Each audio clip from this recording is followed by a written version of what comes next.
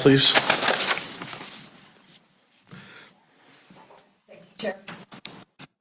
Thank you, Chair. Commissioner Adams? Commissioner Root Askew? Commissioner Bickle? Commissioner Church? Thank you. Commissioner Kong? Here. Commissioner Leffel? Here. Commissioner Oglesby? Commissioner Poitras? Here. Commissioner Velasquez? Vice Chair Craig? Here. And Chair Gorley. Present. We have a quorum. Anyone, general public comments, we're getting ready to go into a closed session here for 20 or 30 minutes, but first we'll do general public comments. Anyone may address the commission briefly about items not already on the agenda, and then we're going to come back and then we'll get right into our workshop after that. But first of all, any public comments? Do we have anybody on Zoom? Excuse me, Chair, did you want to do the Pledge of Allegiance before we start? I'm sorry. Thank you. That's so unlike me.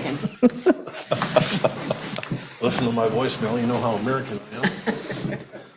I pledge allegiance to the flag of the United States of America and to the republic for which it stands, one nation, under God, indivisible, with liberty and justice for all.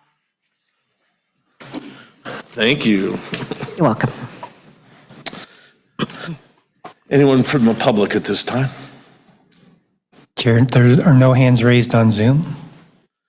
Okay, the commission will recess for closed session pursuant to Government Code 54956.9.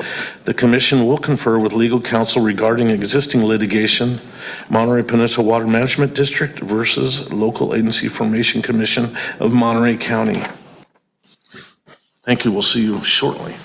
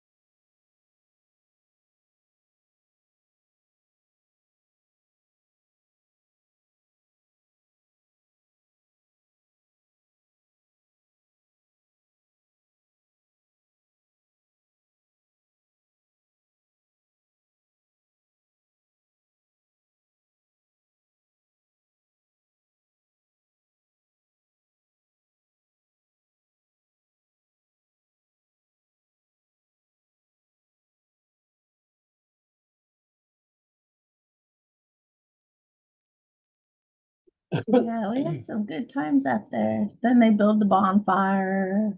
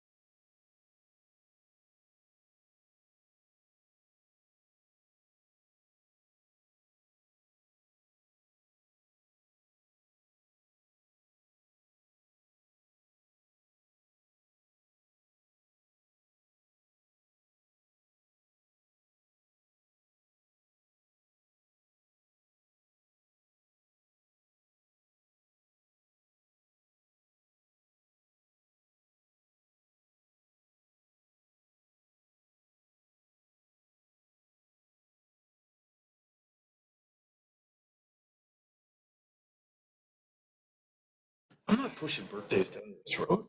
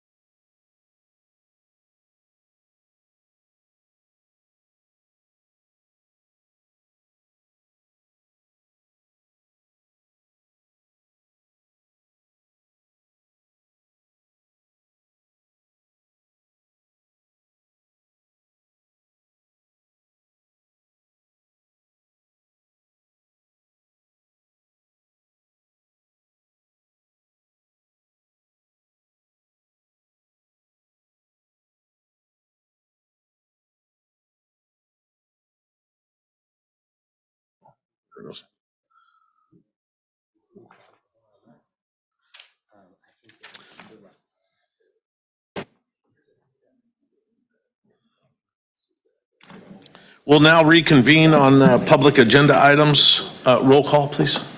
Thank you, Chair. Commissioner Adams? Commissioner Root Askew? Commissioner Bickle? Here. Commissioner Church? Here. Commissioner Kong? Here. Commissioner Leffel? Here. Commissioner Oglesby? Here. Commissioner Poitras? Here. Commissioner Velasquez? Here. Vice Chair Craig? Here. And Chair Gorley? Present. Thank you, sir. We'll let our Reed speak out on what we have to talk about from our closed session. We have no reportable action from this last closed session. Consent agenda. Do we have any items to pull from our commission on the consent? Or do we have a motion on the consent? Move approval for consent. It's been moved and seconded, moved by Mary Ann, seconded by Ian. On our consent agenda, all those in favor? Aye? Aye. Opposed? Being none, motion carries. Old business, consideration of the draft 2023 municipal service review and sphere of influence study for 5 Greenfield area public agencies. Receive a report from our executive officer. Thank you, Chair Gorley, members of the commission. This report will be provided by our senior analyst, Jonathan Brinkman. Thank you, Chair Gorley and commissioners. Through this item today, we are providing some additional information consistent with the commission's continuance motion at the October meeting. and presenting an updated study for commission consideration.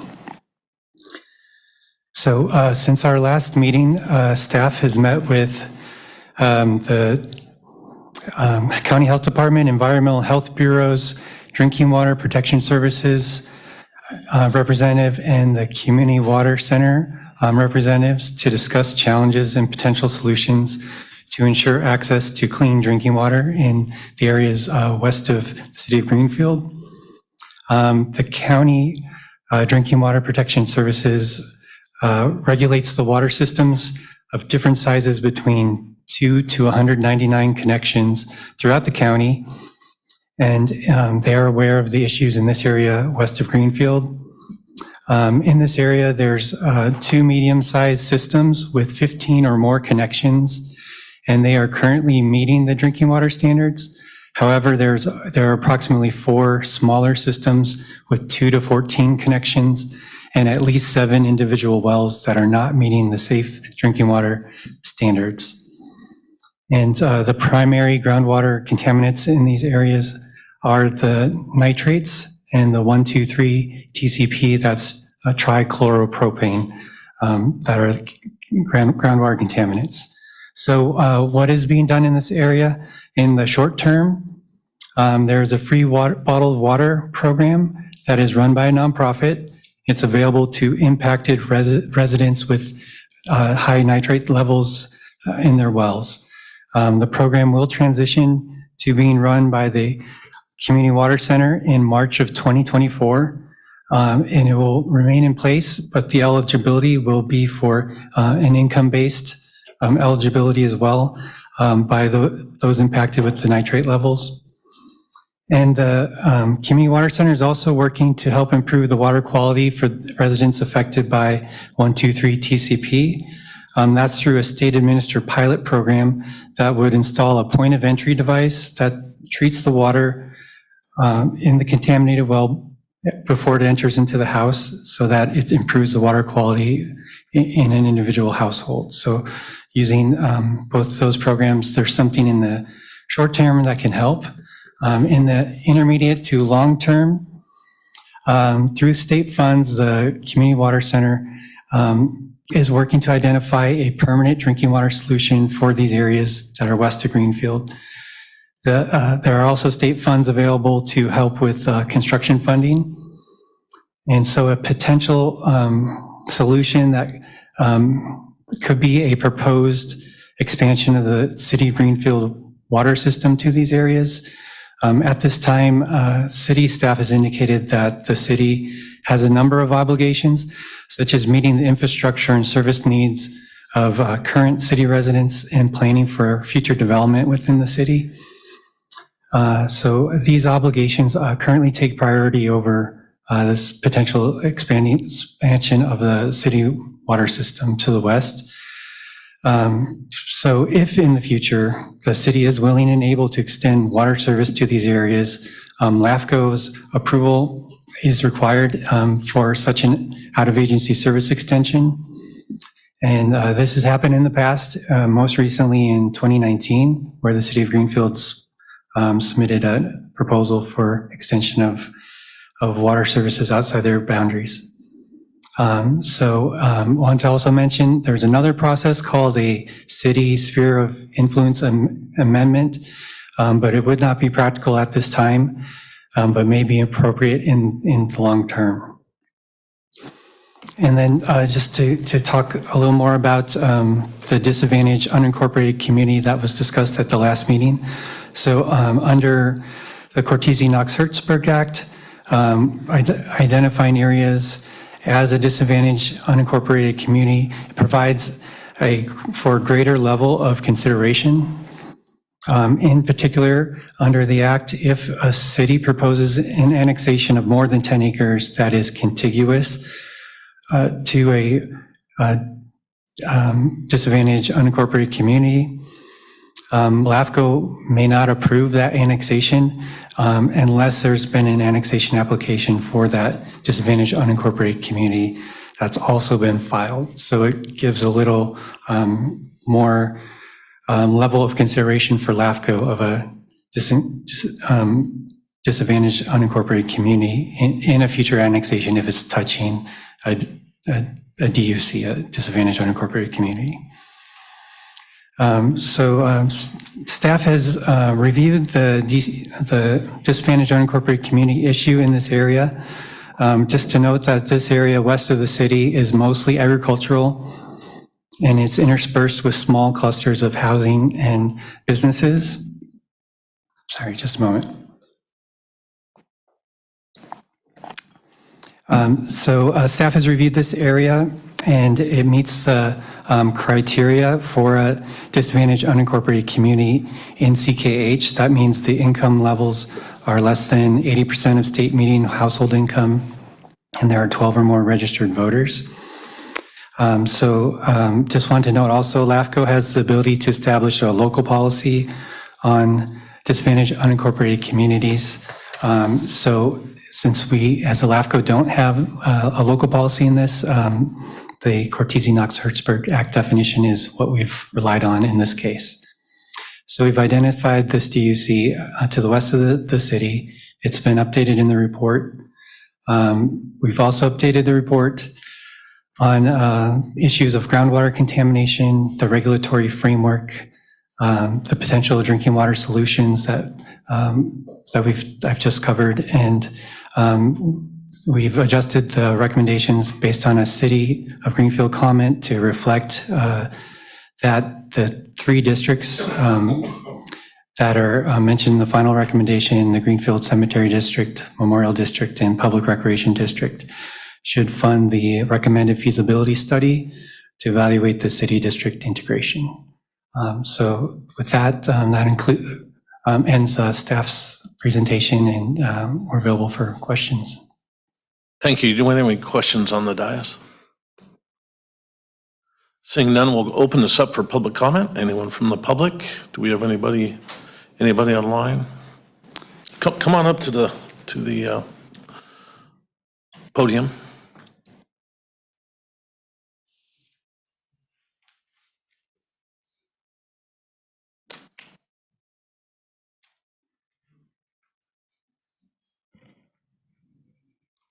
Hello, members of LAFCO.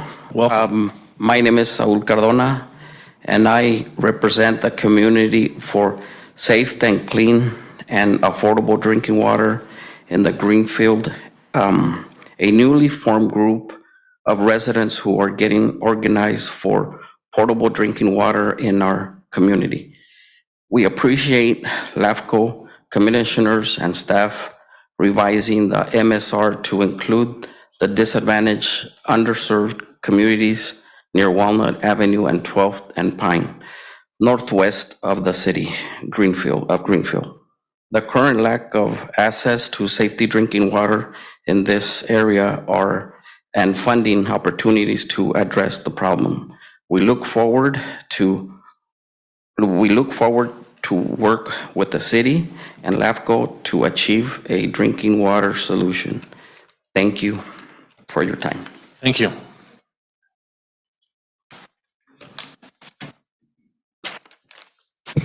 Thank you. My name is Hugan. I'm the Community Development Director for the City of Greenfield, and it's a privilege to be heard by LAFCO membership. I'd like to make one thing importantly clear. There are 2 separate issues involved here. One is the study of the performance of the respective special districts. Okay, apparently there are some performance issues that require some study.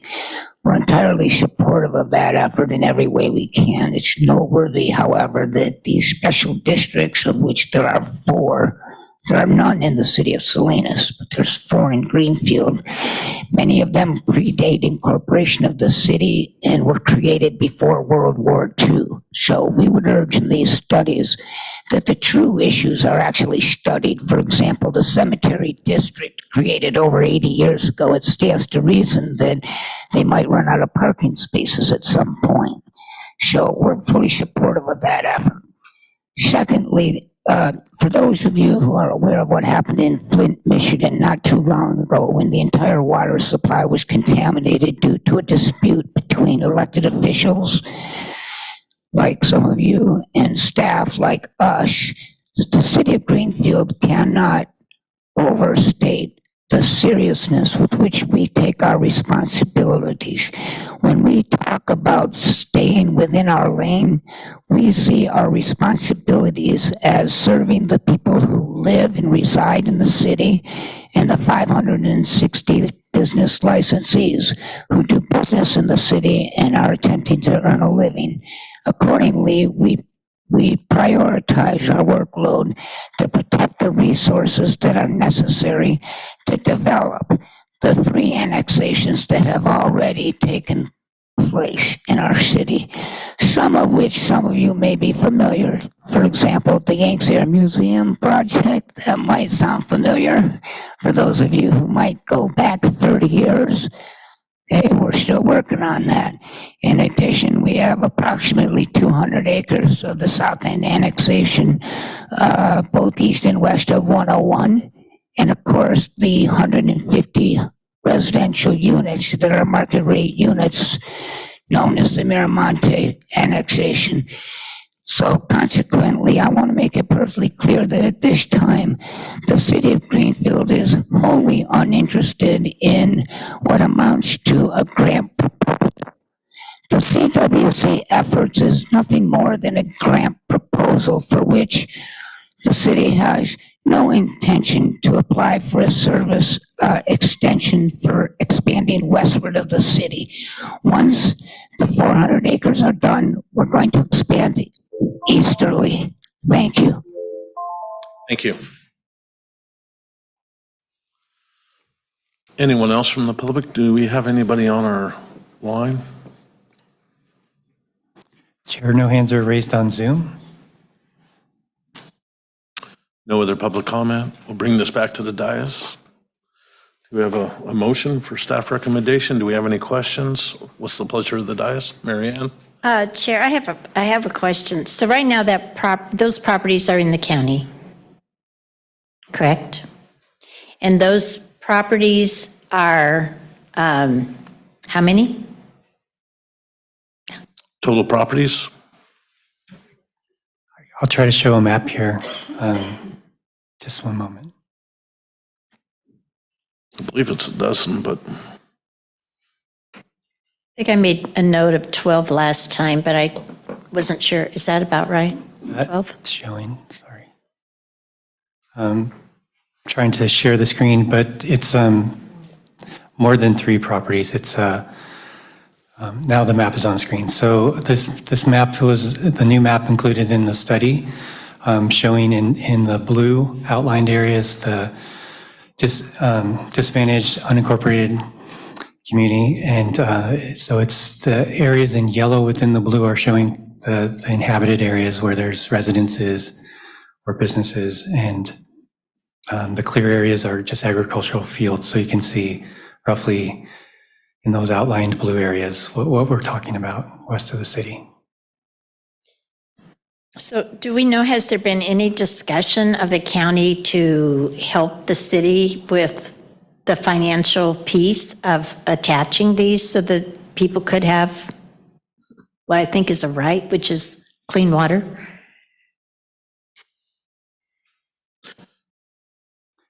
So I think on the, if I may, Chair, on the financial piece, so that is still being studied. So this Community Water Center has state grant funds to hire a consultant to complete a feasibility study on a solution. So they are in the process of hiring that consultant, and the study would be following from that and have a recommended permanent solution, which will likely be the city. That's just what I've heard from the Community Water Center. But there hasn't been a cost that's been estimated for that. I'm embarrassed for all of us.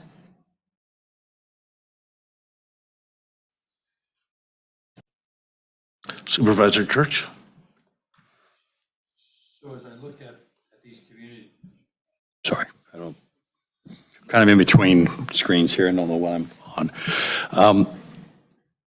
As I look at where these communities are, some are within the sphere of influence of Greenfield and some are not. Is that correct?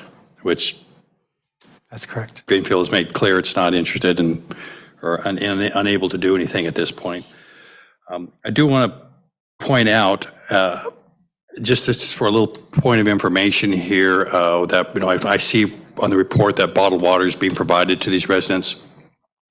But just to add to one of the other temporary solutions in place is the county recently made some changes and put into place its point of use, point of entry water treatment process, so that these small systems will have an opportunity to actually be able to put in treatment systems that could be certified by the county, and there is no time limit on those, as long as these systems are not over 15. All these are under 15 connections, correct?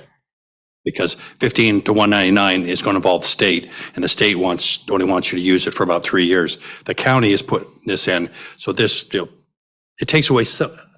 If they proceed to go down this route, it does give another avenue besides just bottled water where they can perhaps use the drinking water they have for. It's not a great long-term solution, but it is going to make it healthy to use for the current time. Thank you. Any, Mayor Velasquez? Thank you. Thank you, Chair. I have a quick question, and I know obviously there's different viewpoints in terms of who's responsible and where they're within that sphere of influence. But looking at potential solutions. So just from my understanding, if they're designated as, or are they currently already designated as a disadvantaged unincorporated community, in order to be able to move forward with submitting an application to to CW, is it the Community Water Center? I guess my question is, in order to look at what are some of the potential solutions here, if the county's already working with them, is there a possibility that who needs to designate them where so they can try to look at an option, a viable option for their wells?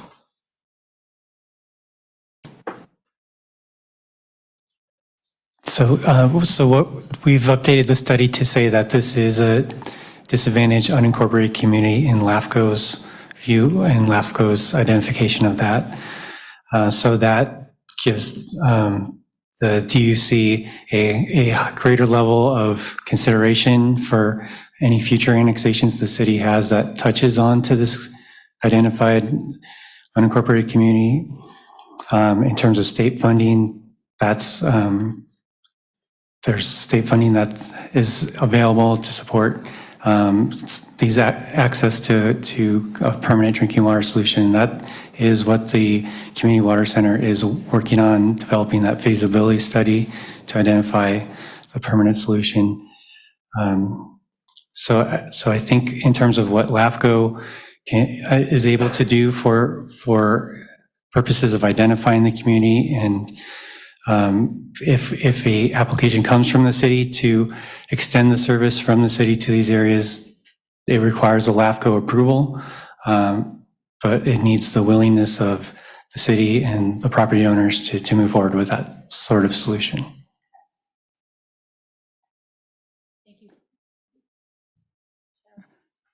Thank you for that clarification. So it does need support from the city, but because it's in the unincorporated area, what is the support that's needed from the county? And is there a possibility for the county and the city to work together?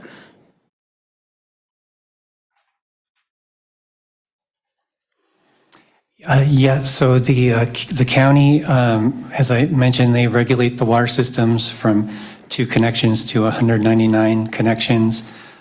So they are aware of the drinking water issues west of the city in these areas. I believe there's been a meeting already between the city, CWC, and the county to talk about water solutions to these areas.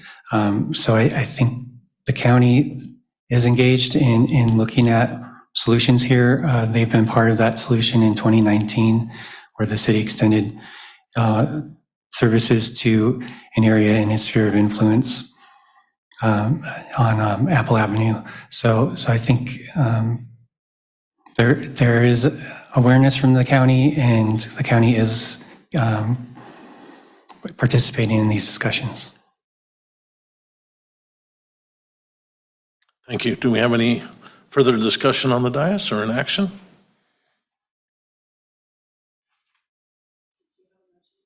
No motion yet.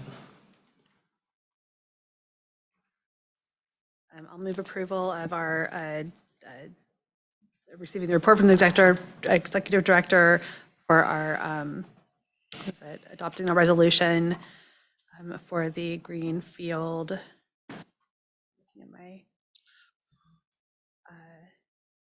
For the City of Greenfield, Greenfield Fire Protection District, Greenfield Memorial District, Greenfield Public Recreation District, and Greenfield Cemetery District.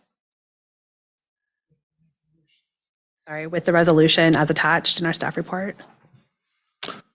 We have a motion. Do we have a second? I'll second that. It's been moved and seconded. All in favor? Aye. Opposed? Need a roll call? No? Opposed? Motion carries. Thank you.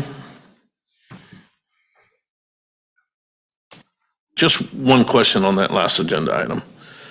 What's the percentage of single point use versus multifamily?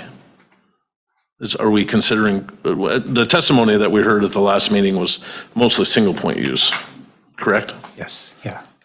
So hopefully they're going to consider not only extending city services, which would be in the millions, but also single point use osmosis systems. I mean, if we're taking human waste on the space shuttle and they're able to drink and fertilize up there, the technology is there.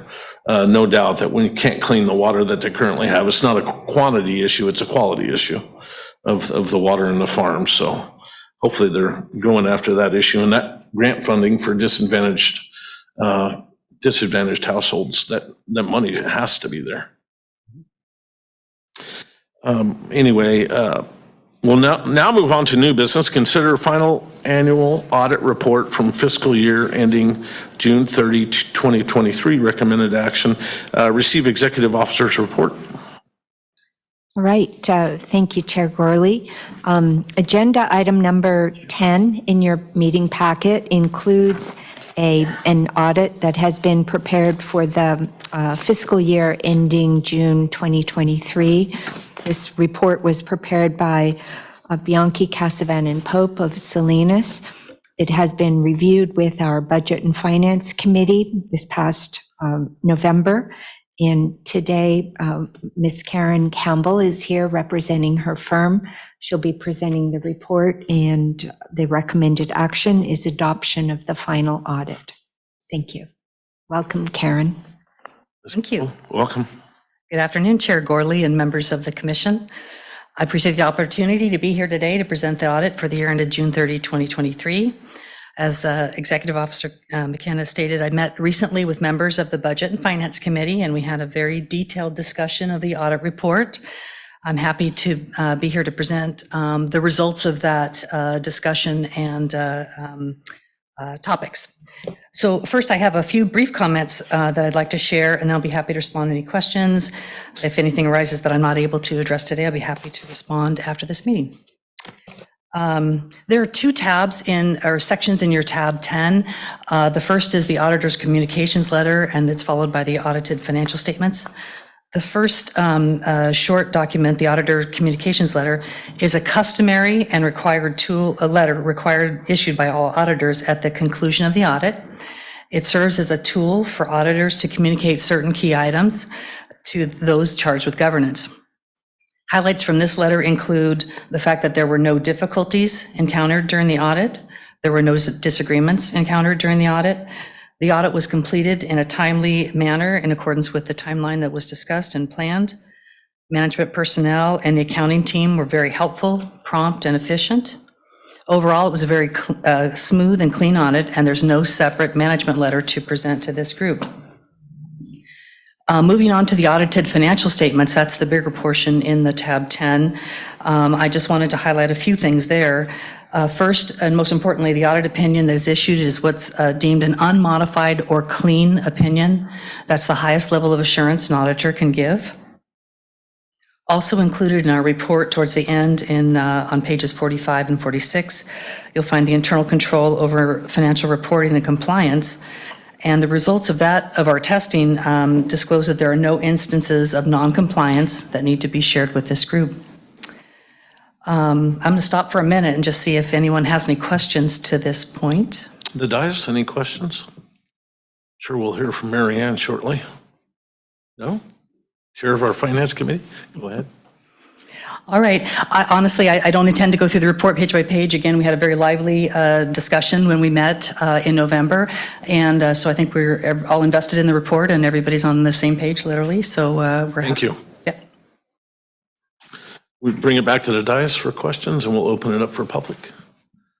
So I will make a comment now, and I really want to thank Karen for working with us because we did have concerns on how we were showing that we do have an unfunded pension liability. And so I think both our accountant and our auditing firm learned some things about it.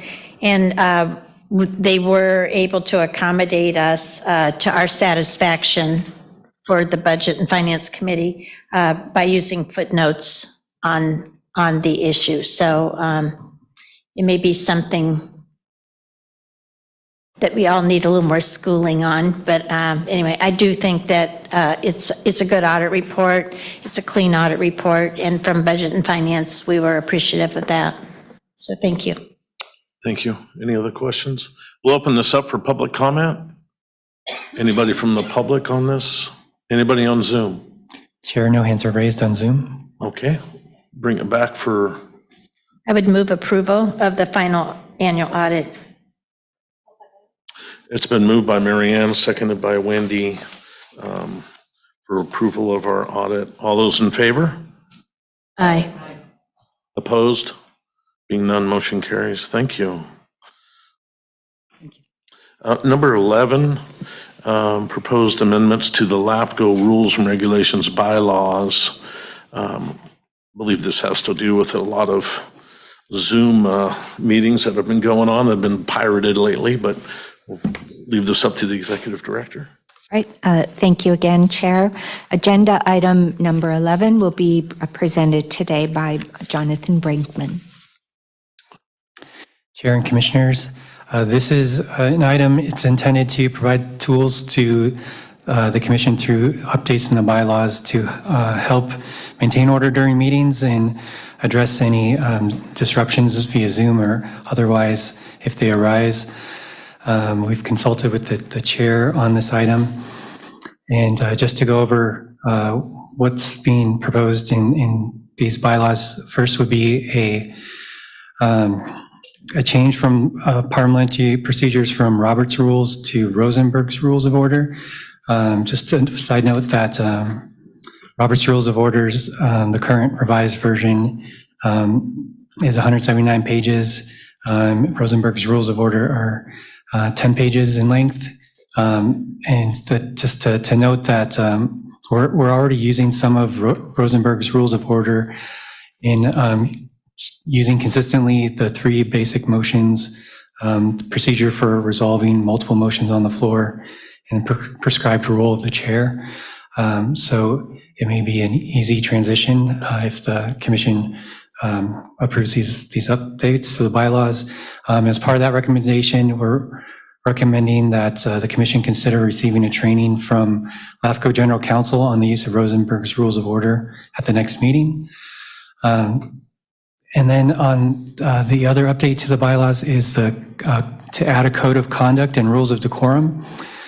So this would serve as a guide to commissioners and staff in performance of duties and would set expectations for decorum at our meetings. To reinforce this code of conduct and rules of decorum, we've added some additional clarifying language to section 12 under the chair and chair pro tempore section of the bylaws. to clarify the role of the chair and in preserving the order at meetings and to take appropriate steps to address disturbances and disruptions. So that's staff's presentation. We're available, and so is General Counsel for any questions on these proposed changes. Do we have any questions from our commissioner?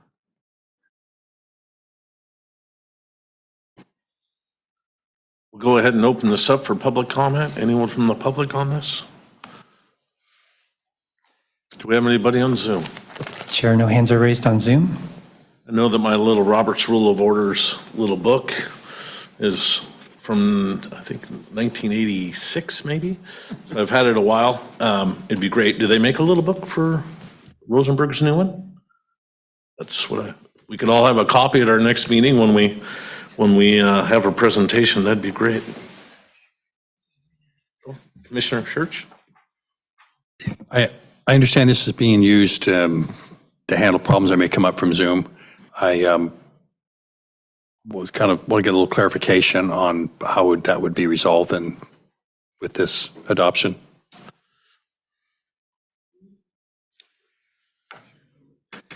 Happy to join in here. So the rules, Rosenberg's and Robert's rules are relatively similar. Well, one's more complex, one's more simplistic and easier to use. So I tend to suggest Rosenberg's for a lot of good reasons. One of the things that actually I had a discussion here with the vice chair about was when we have disruptions, what is the course of action? What is the appropriate thing to do? And what we did is we adopted Rosenberg's rules of order, which give the chair some authority. But I also, if you take a look at the bylaws, added in a very specific thing to address one of the items that the vice chair had raised, which was, does the chair have unilateral authority to call a recess if there's a disruption, or do they need to call for a motion and go through the parliamentary act of trying to get a motion voted on while there's a disruption? So making that very clear in here that in the event of a disruption, the chair has the authority to call a short recess without that process, just to allow it. And so in my experience, oftentimes when these disruptions occur, what you need is somebody to say, I'm going to turn off the microphones of the audience. I'm going to reiterate that we all need to comport ourselves to the decorum and the standards. If the person doesn't allow that to happen, it's going to be hard to call a motion. So he may need to, as the chair, or she may need to, as the vice chair, say we're taking a short recess to allow order to be restored when we resume. That's why it has in consultation with general counsel. So we have, unfortunately, with Zoom and other things in this world, we have almost a script written out at this point for when you have disruptions of this nature. You inform the individuals of what the rules and expectations are, and if they fail to comport themselves and they're substantially impairing the conduct of the board, which is like the legal magic words that we would be looking towards, then we can take appropriate action to shut down that particular disruption. So it's designed to give the chair the opportunity to first call a timeout, essentially. We'll take a recess, we'll take a pause. We use that time usually to determine the appropriate course of action so that there isn't an immediate knee-jerk response to shut down a speaker and maybe run afoul of their constitutional right to share what their opinion is, even if we disagree with it, right? They can share anything they think and want to, but there are still some parameters on how you can comport yourself in public. So it's a kind of an obscenity test. You know it when you see it, right? And it's hard to write down exactly what it is, but when we encounter it, we do have an appropriate plan for how to make sure that this board isn't disrupted in that manner. Okay, yeah, thank you for that explanation. I just wanted that to kind of be clarified out for the public and everybody on the board. The other thing I would just throw out that I think is something the body needs to perhaps think about when it has Zoom calls in is that's the only medium that people can address us and stay anonymous. And that it might be worthwhile for us to consider that if somebody's going to be on Zoom, that they need to be live on there and not just have their a name or some other picture up or something along this way. People tend to get, where they're anonymous, a little more courageous on saying things that are inappropriate than if they have to be up there in a live feed, which we don't have that problem quite too often from the podium here when people speak. So it's just an idea. I just wanted to join in and say, I like that idea. I also thought of it, so that makes that even a greater idea. But I think that the point here is that we need to make sure that people don't feel emboldened to act inappropriately. And as you know, that some people are just shutting off Zoom as an opportunity. And it's within this commission and any other board's discretion to say, we'll allow Zoom public commenters. We don't have to by law, but we will allow it provided you show us your face. And if they don't want to, I mean, then we're going to get into regulating, are they wearing a mask? We'll see about that, right? We'll deal with these problems as they're put out there, but I think that's a good insight to not just shut down opportunities, because not everyone could be here tonight. That's great. Good idea. Thank you. Do we have any action? Sorry, I have a question. This way. Supervisor Adams? Sounded like a voice coming out of the heavens, I would hope. At any rate, having been the subject or having had the experience of being Zoom bombed, which was unbelievable because of the content of what was coming on, we did exactly as you suggested.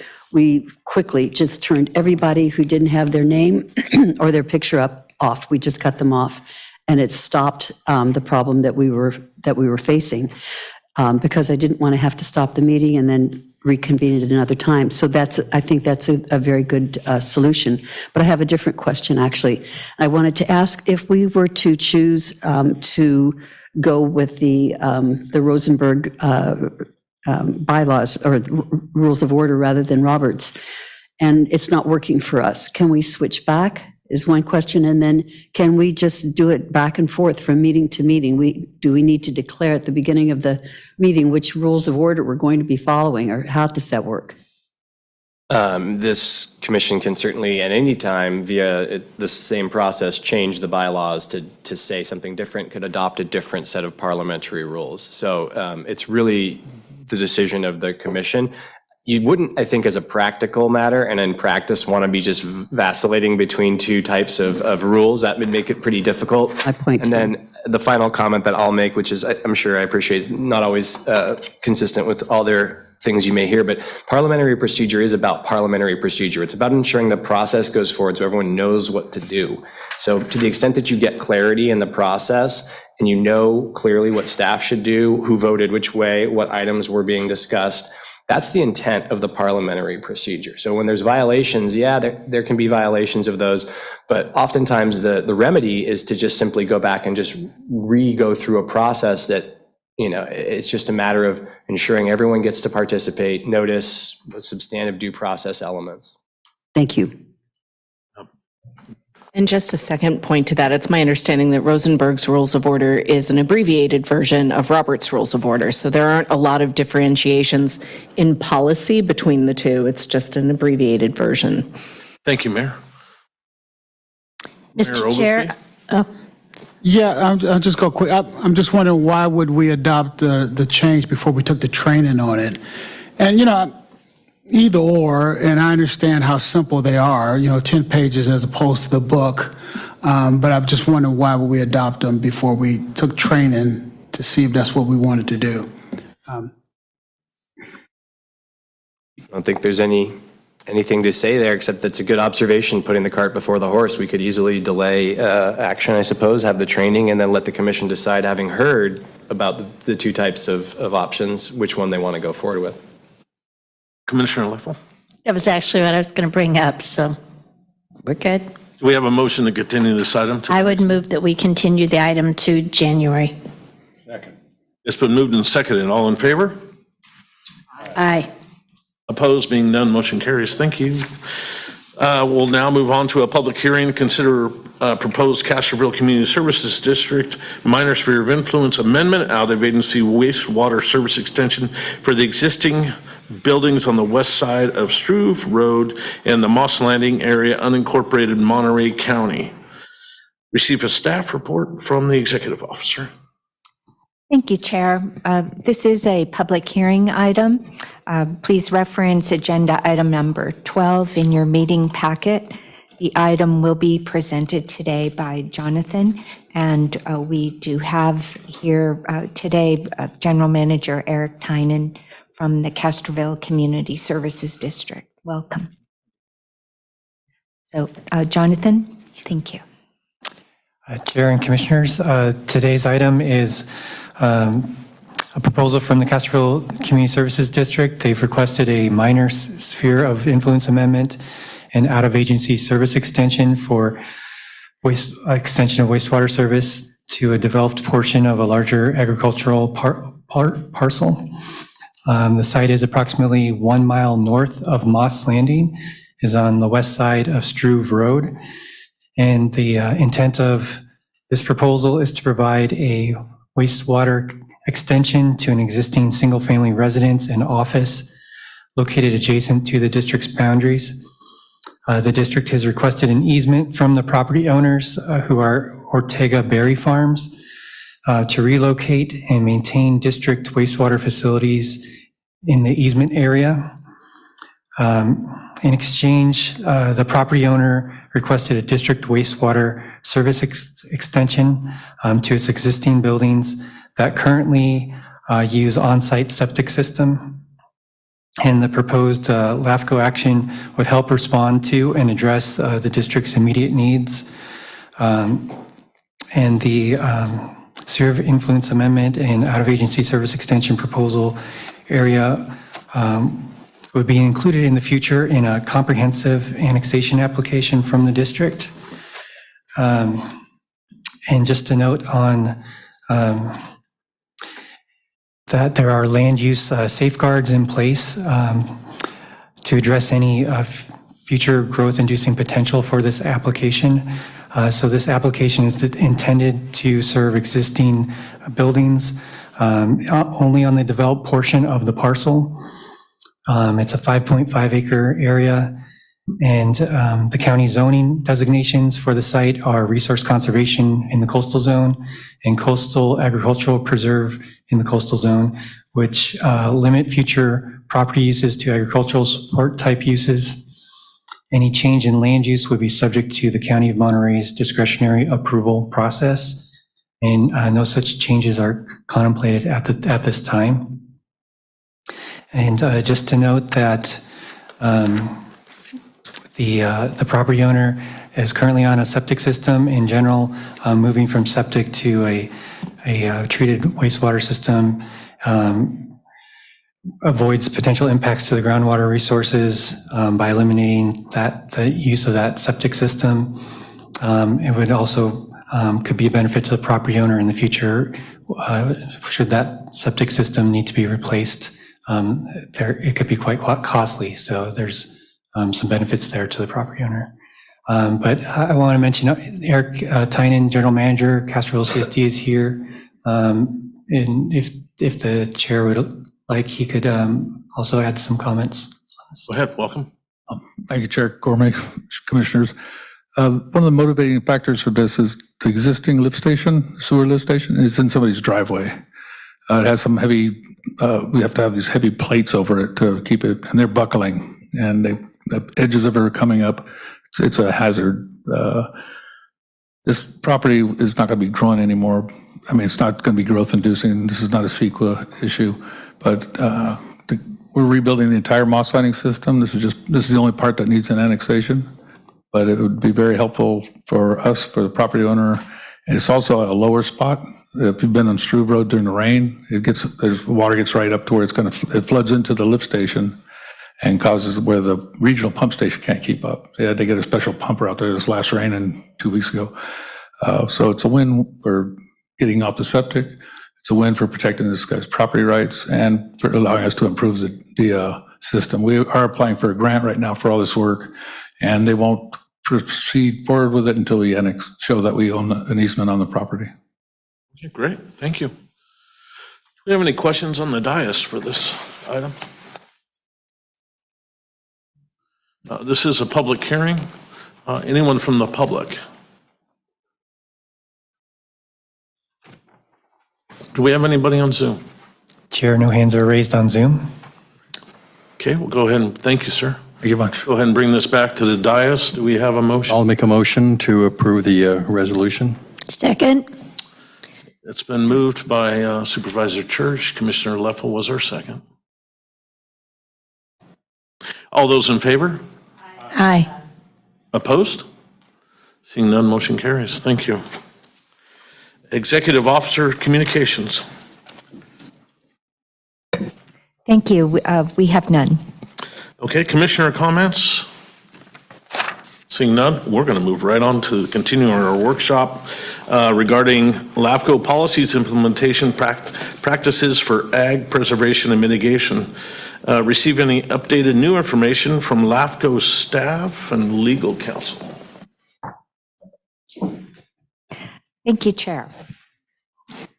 This is as you have mentioned, this is a continued workshop from the Commission's November 27th meeting.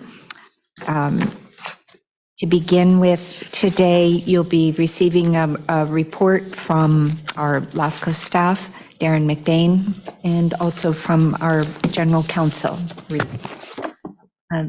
Go ahead, Darren. Thank you. Thank you, Honorable Chair and members of the Commission. We are here today for a continued discussion of LAFCO's agricultural mitigation requirements for city annexations of lands that are currently farmlands.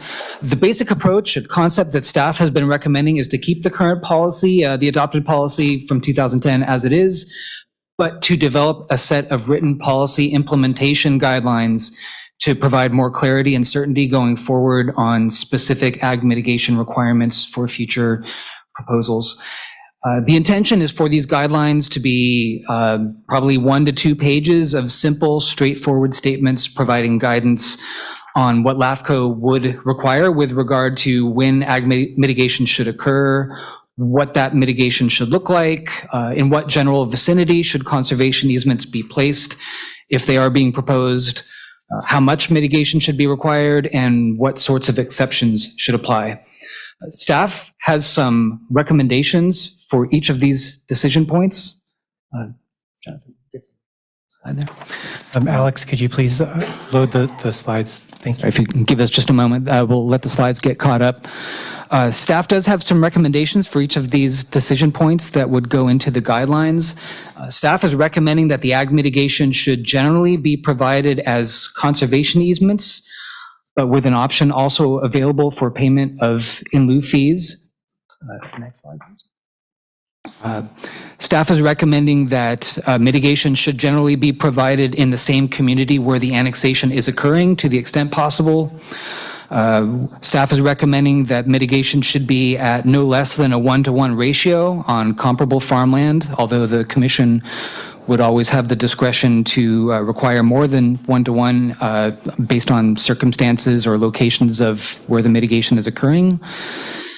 Staff is also recommending that exceptions from mitigation requirements would be available on a limited basis, on a case-by-case basis, but typically in most situations, mitigation should be provided for all state-designated farmland. And very importantly, regarding the timing of carrying out ag mitigation, staff recommends, in keeping with the current practice, that the recommendation is that the completion of mitigation should stay within LAFCO's process at the time of annexation, because this is really the only way to truly have certainty as to what the ag mitigation actions for the loss of farmland will be, and when those actions will occur, really just to have it all completed upfront as a condition of approval before the annexation is recorded. That's the only most direct way to have that certainty.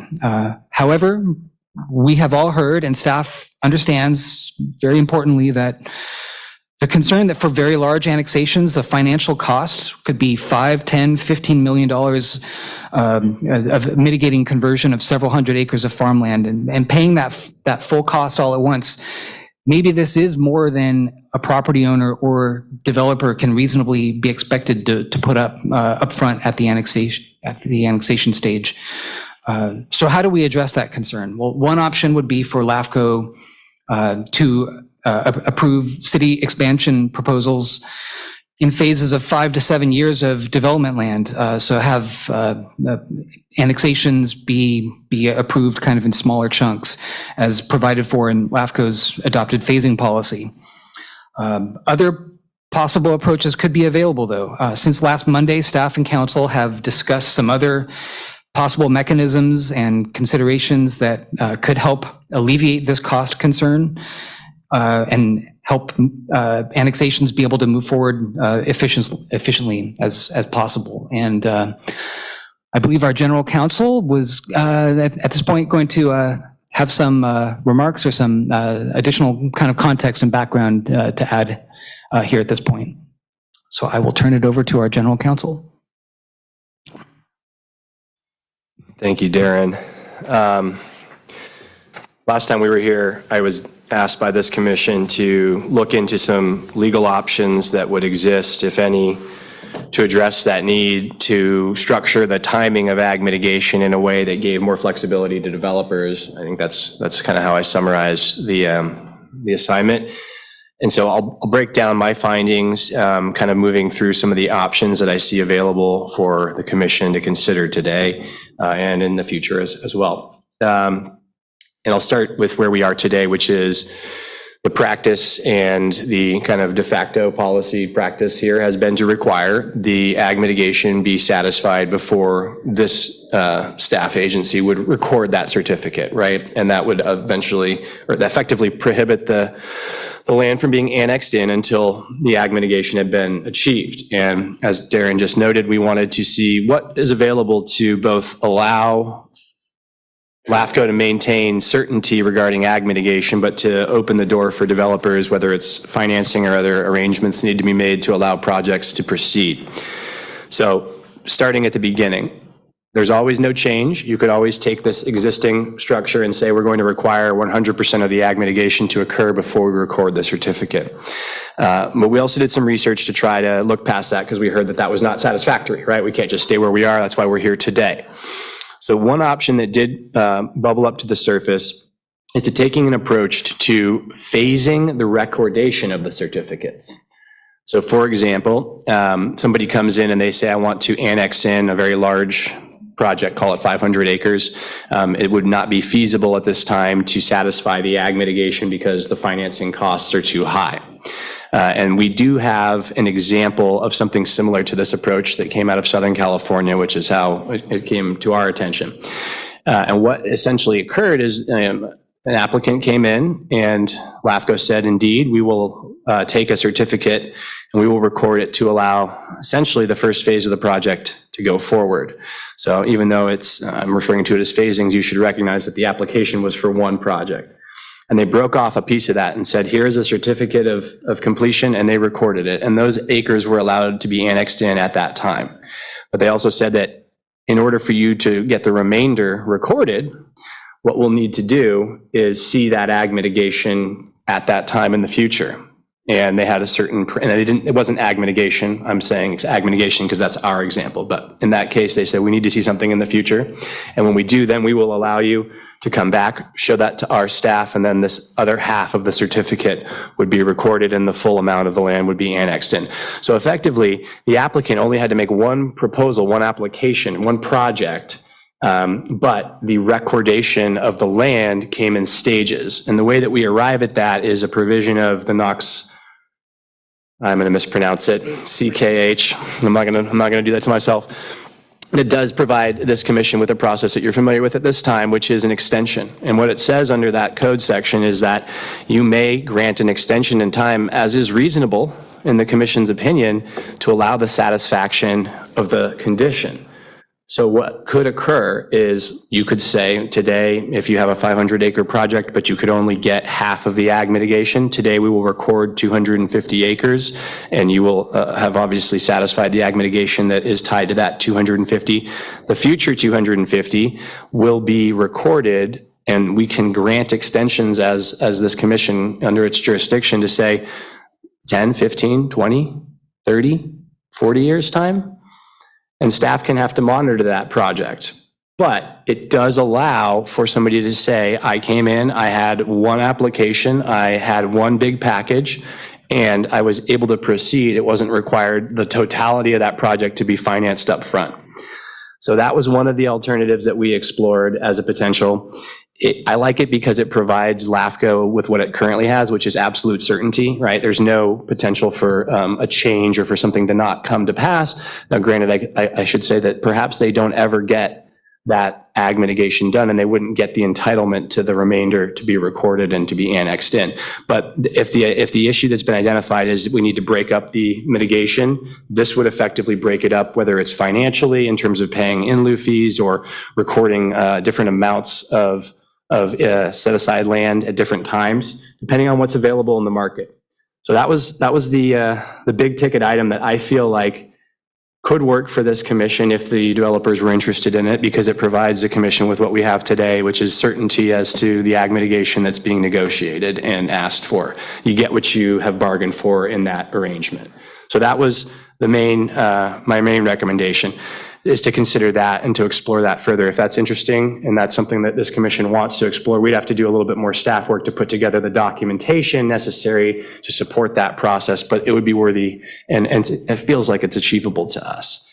I did have a nice conversation or email, at least with our newest Commissioner Bickle, who brought up a very good point as I was going back and forth with him, which is you can't get something for nothing. And so one topic that had kind of been touched and then immediately backtracked on by me was the idea of a deed restriction, because I just don't think, as a person who used to practice private law, my clients would want that. But that's a good point. You can't get something for nothing, is what he said. And if they want the flexibility, there's always the opportunity for them to choose different types of mechanisms that provide enforceability and certainty. We may not be able to impose those as conditions, right? We can't force people because we have some constraints on what we're prohibited from doing, but we can process applications that are voluntarily submitted. So similarly, if someone were to say, I would deed restrict this property and I would write it in a way that the development wouldn't be able to proceed until XYZ occurred, again, you could phase out the ag mitigation, because until the mitigation took place, they wouldn't have the entitlement or the right under the deed restriction to continue with subdividing, recording maps, whatever the case may be. Depends on how it's written. So that's also in that same certainty camp. May not be as attractive to the applicants, but it's an option and you can't get something for nothing. So we'll keep that in the discussion as well. If there are parties out there that would be willing to do it, that's also something that I think that this commission could approve and maintain ag mitigation control or certainty while giving flexibility. The other items that we talked about briefly, I looked into them and they're less certainty. So as we move along our spectrum, we started out with absolute certainty with our existing process. We get 100% of mitigation today. There's no future monitoring requirement, but there's also a way we can do that where we get the certainty and we have a little bit of a monitoring obligation with that last one we discussed. There's another approach which we could consider, and I'll walk you through the example, and I'm just going to say it now on the front end. You know I'm more direct than I could be, is that I wouldn't recommend this one because it lacks the certainty, and I'll give you an example as to why. That being said, it is an option and it can be used, and so it's not foreclosed. The commission does have the discretion to use this. But what we had heard at the last couple of meetings was, can we do something along the lines of a contract, an agreement with the applicant to satisfy the ag mitigation in the future? And I was interested because it sounded like a good idea, and I still think it might be able to work. The way this would work is as follows. The applicant comes in, they have a CEQA document that discusses the mitigation of ag land. You have to, it's required by CEQA.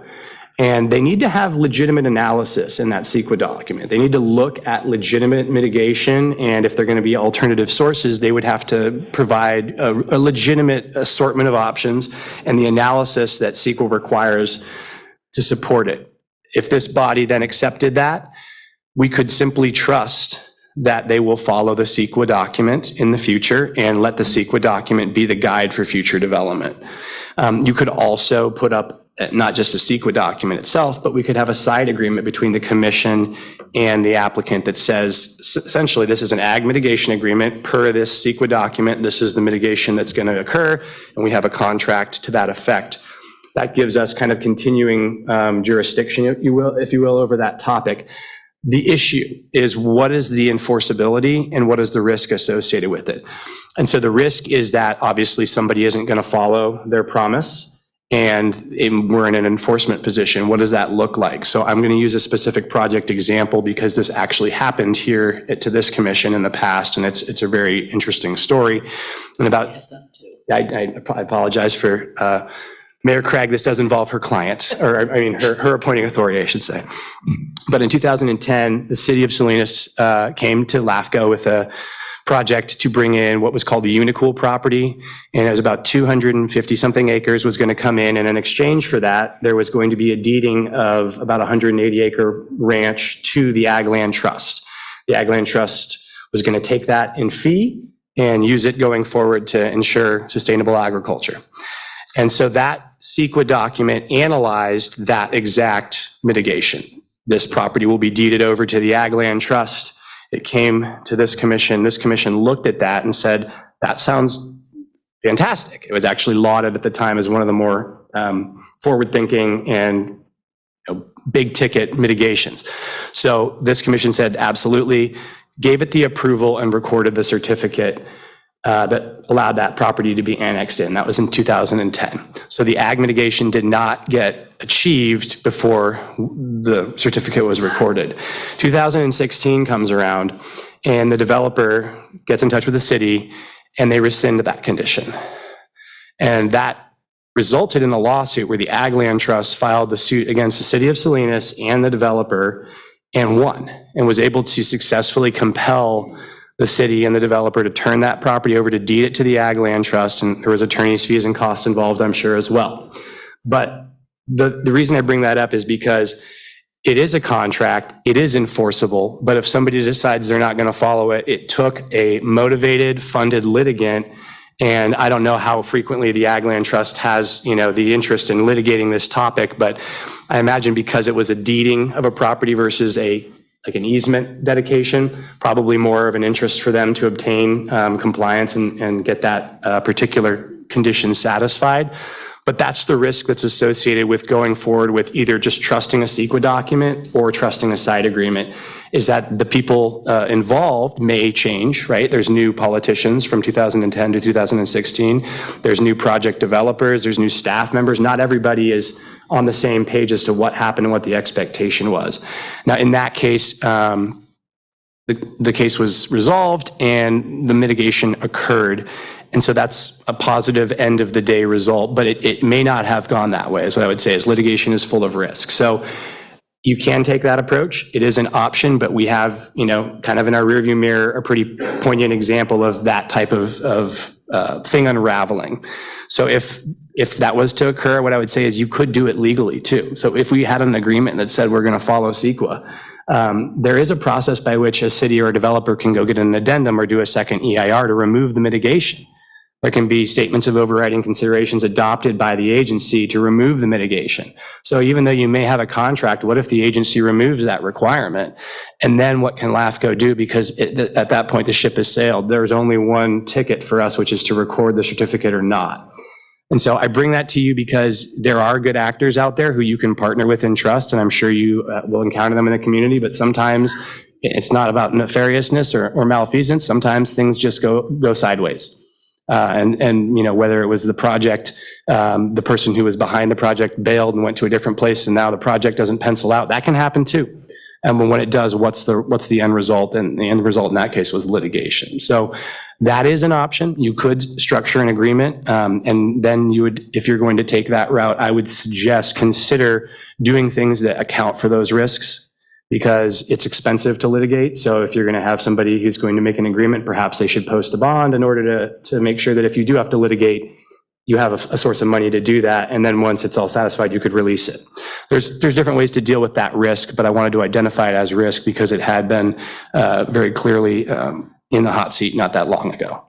So those are the three kind of main areas I would kind of suggest to you that it's only two really, right? It's either keeping it in a phased recordation.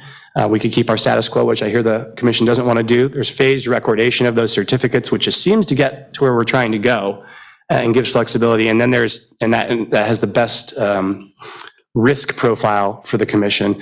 And the one with the least attractive risk profile to me would be relying on side agreements, because there is the risk of litigation and the need to enforce it. So you would need to take appropriate actions to mitigate that risk.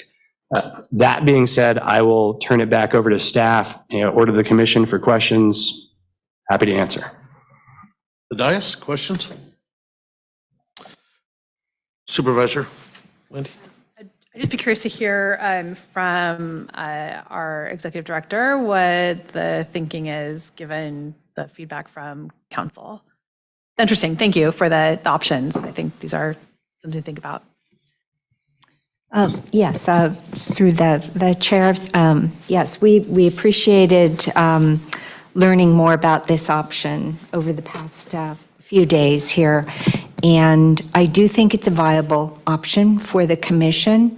It maintains the integrity of the commission's responsibility and authority to address ag mitigation as part of annexations to cities.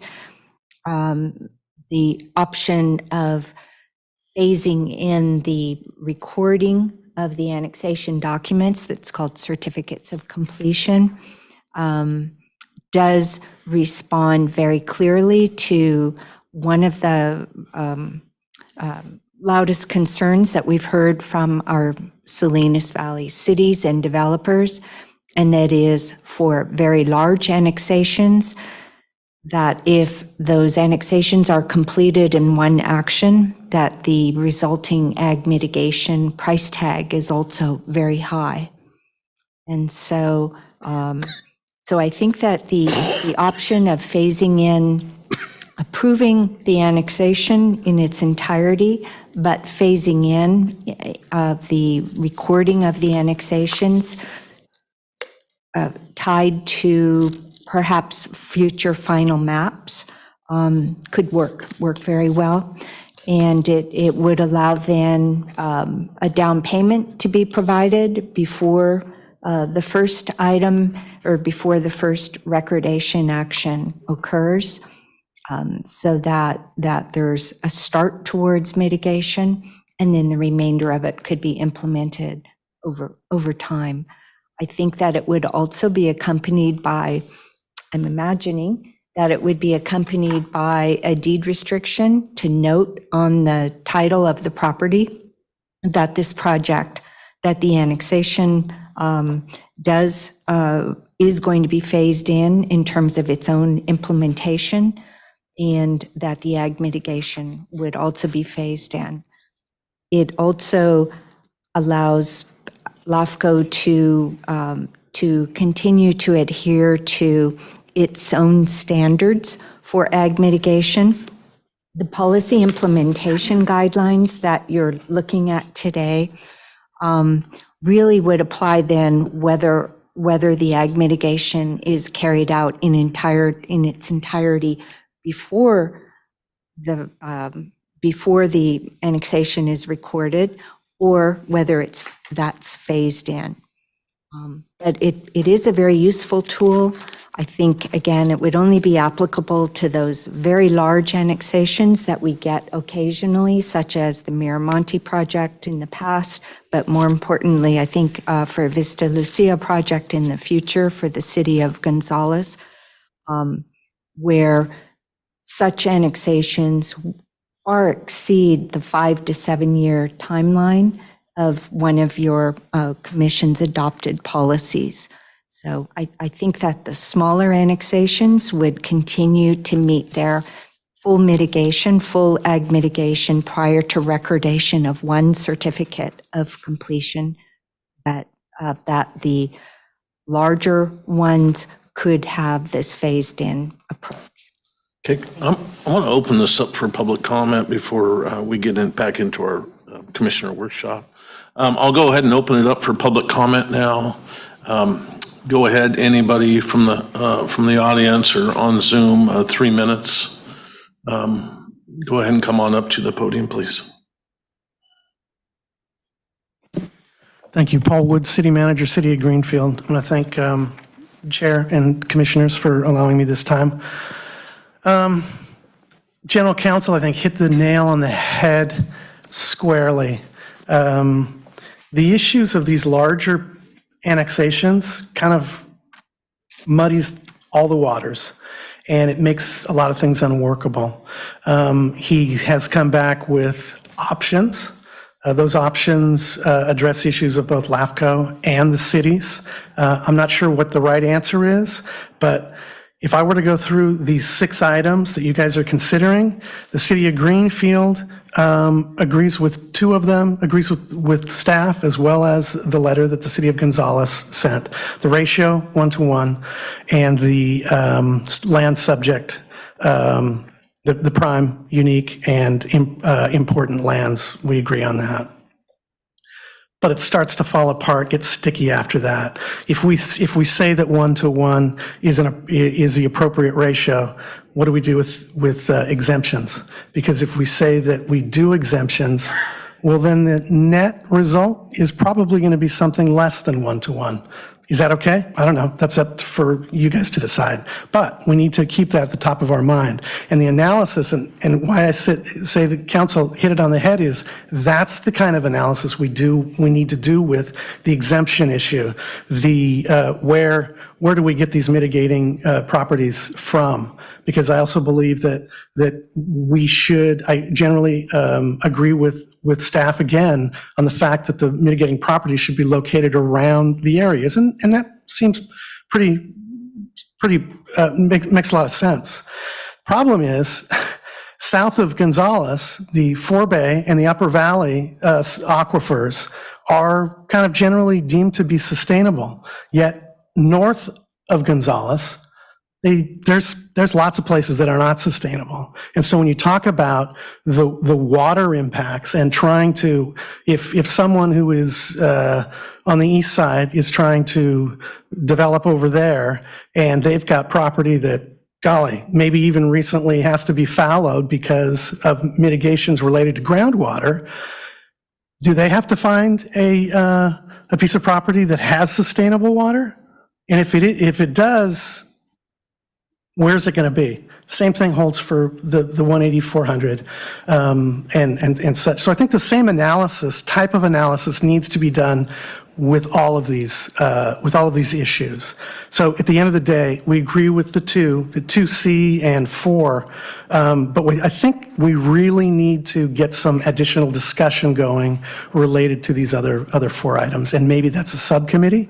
I don't know if we're in a big time crunch, but I think it needs a lot more time and effort. Thank you. Thank you, Paul.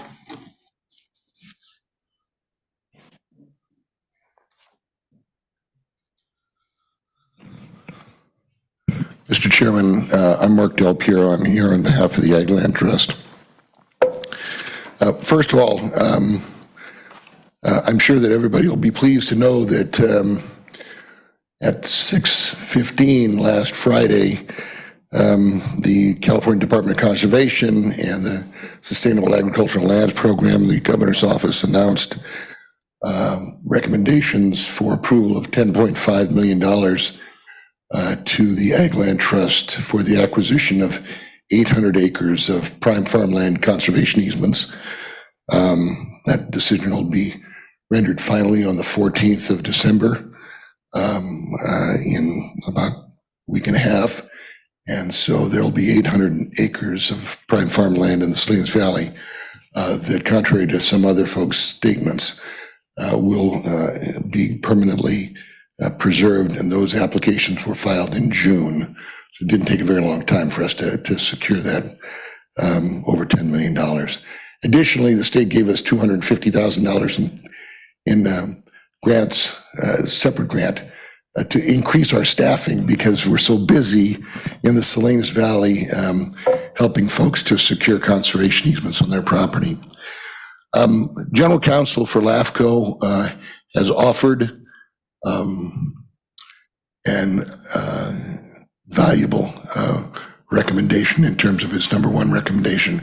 I've not had the occasion to talk to LAFCO staff since we all last got together, but on behalf of the Ag Land Trust, if LAFCO chooses to go with the first option offered by General Counsel, we are prepared to allow good enough to not get in the way of any other considerations. We do appreciate, however, the fact that the problem with Unicool was clearly articulated, because nothing could have been more devastating to the commitments of the board of directors of our organization than when the city of Salinas backed out on its commitment, particularly after that commitment had led to a whole variety of organizations being in either support or non-opposition to that annexation, only to have the city back away from its mitigation commitments less than 6 years later. We don't want to find ourselves in that situation again. In spite of the fact we have over $2 million in our litigation account since then, we're not interested in participating in litigation over enforcements. We believe LAFCO and the Cortese-Knox Act specifies that you all are supposed to retain jurisdiction over the mitigation obligations of annexations, and that's why we believe and would support your general counsel's recommendation for the modification. Thank you. Thank you.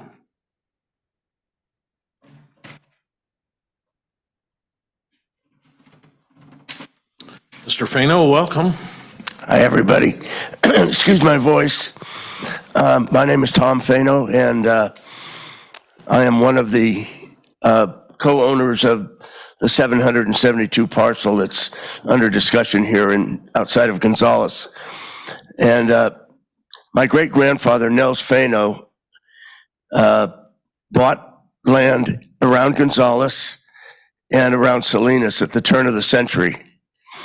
And he and his three sons, Chris Fano, Henry Fano, and Anchor Fano, my grandfather, farmed for many, many years that land that was eventually turned over to my dad.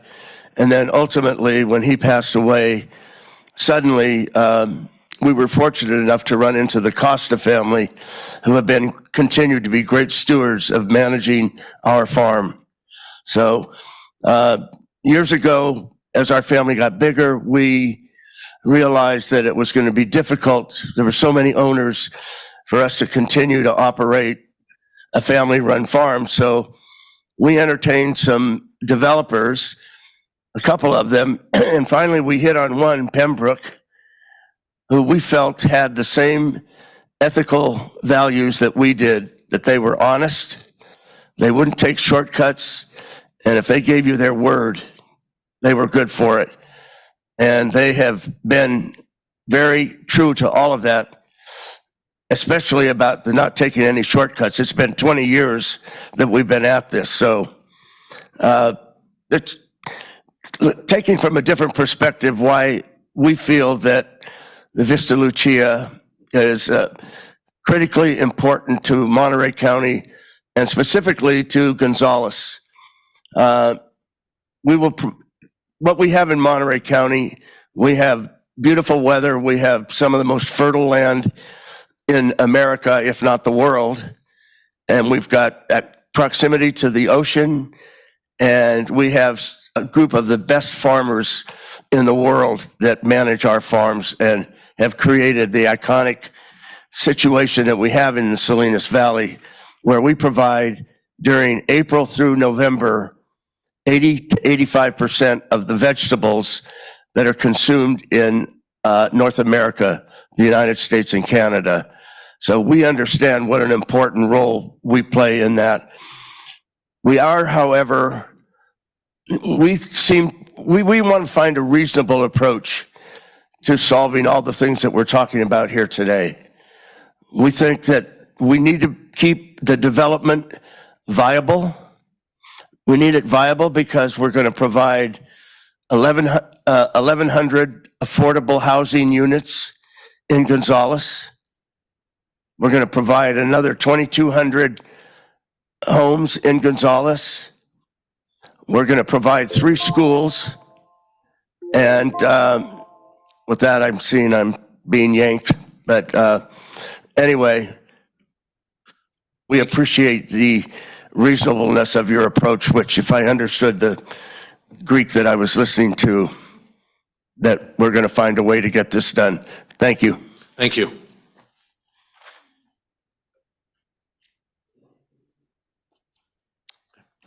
Welcome, Megan. Thank you. Good early evening to everyone, Commission and Chair Gorley. First of all, I wanted to express our gratitude for the local agency formation Commission of Monterey County, really considering the ag policy and trying to be as flexible with the Salinas Valley cities. We are also invested in ensuring that these policies also balance the need for housing and jobs and support services necessary to support our agricultural economy. We did submit a letter kind of going over the experience that the city of Soledad has experienced in trying to resolve ag mitigation. And I can tell you that I don't think the existing policies as they are very flexible or clear. So I welcome really getting into the details of some of the policies that you're looking at, including timing. I think that's a real step forward.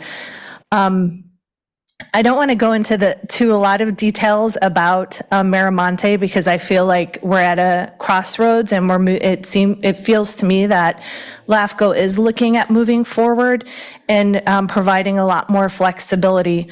The one thing that has come up through our process is this whole question of a sustainable water source. And it's something that I think needs to be looked at, because now we're getting tripped up on that particular issue and what a permanent water source means for a natural resource that, you know, by definition has a finite end.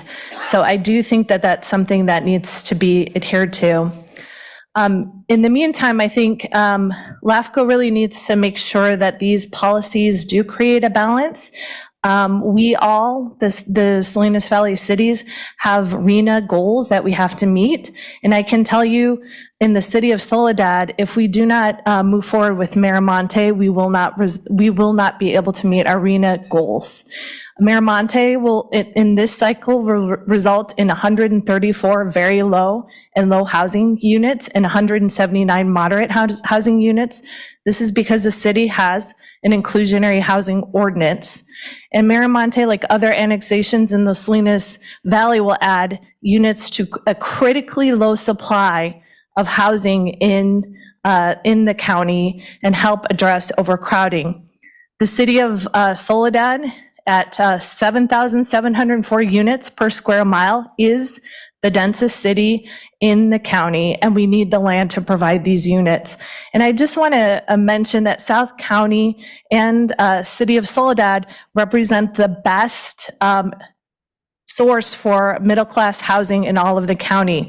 Right now, we have duplexes and fourplexes that range between $299,000 to $459,000. Just to let you know that the average price for housing in Monterey, in the city of Monterey, is almost $1.2 million. So please let us work together to address the important needs of housing in the county. Thank you.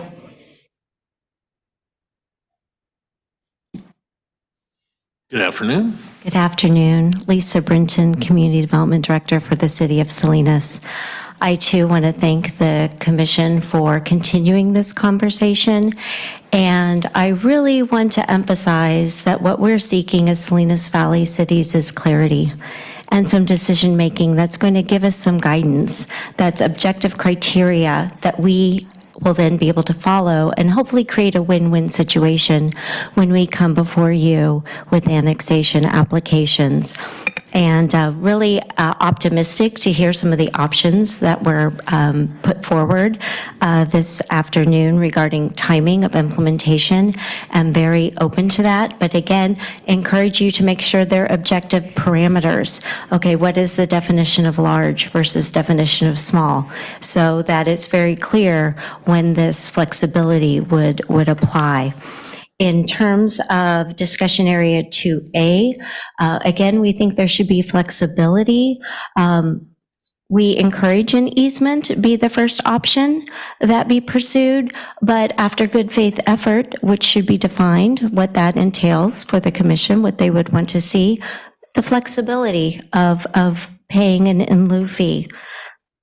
Having the flexibility to identify an area within our county also seems very reasonable. We're charged with providing mitigation within our area, so it seems reasonable that that flexibility should be provided throughout the county so that there is that countywide benefit. And we are supportive of the 1-to-1 ratio, and do think that there needs to be a confirmation as to the criteria of like for like, and sticking with the state designations as to those definitions and not adding additional layers like a sustainable water source. We also really feel that exemptions should be considered as part of this conversation, because it is a struggle of balance. And so it's not just preservation of ag land, but we have to strike that balance, because it is all working together, because our agricultural industry needs the workers need the housing, they need the supportive services that create the ag ecosystem. So it's just not a one size fit all, but how can we achieve that balance throughout our region? So again, I really am optimistic and hope that you will start the decision-making process in coming to establish that objective criteria for us to follow. Thank you. Thank you, Lisa.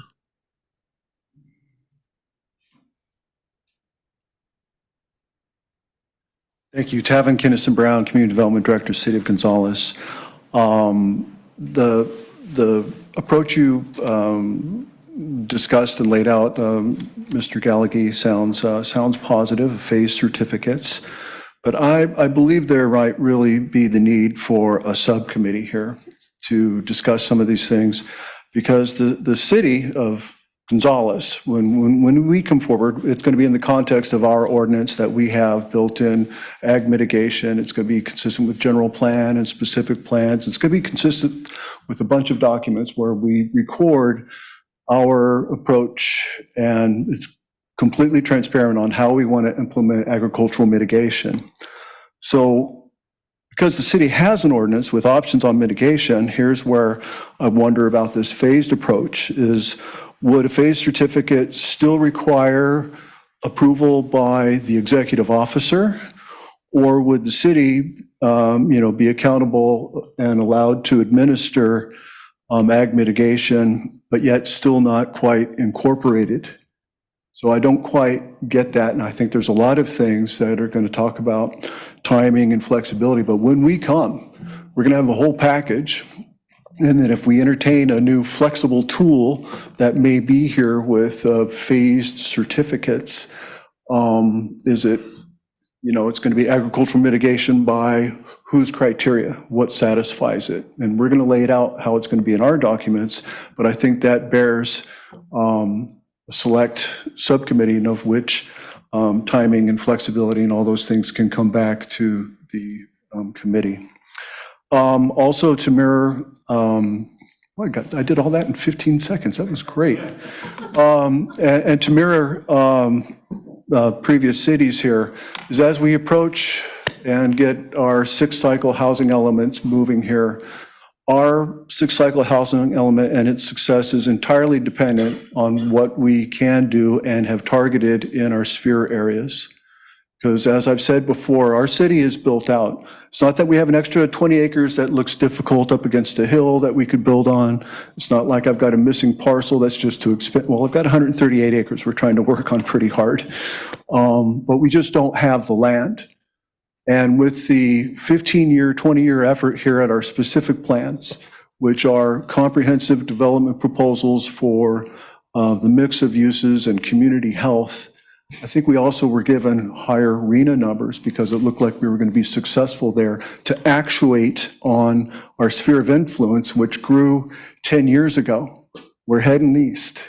We're not going to grow north, west, or south. So we're trying to actuate that.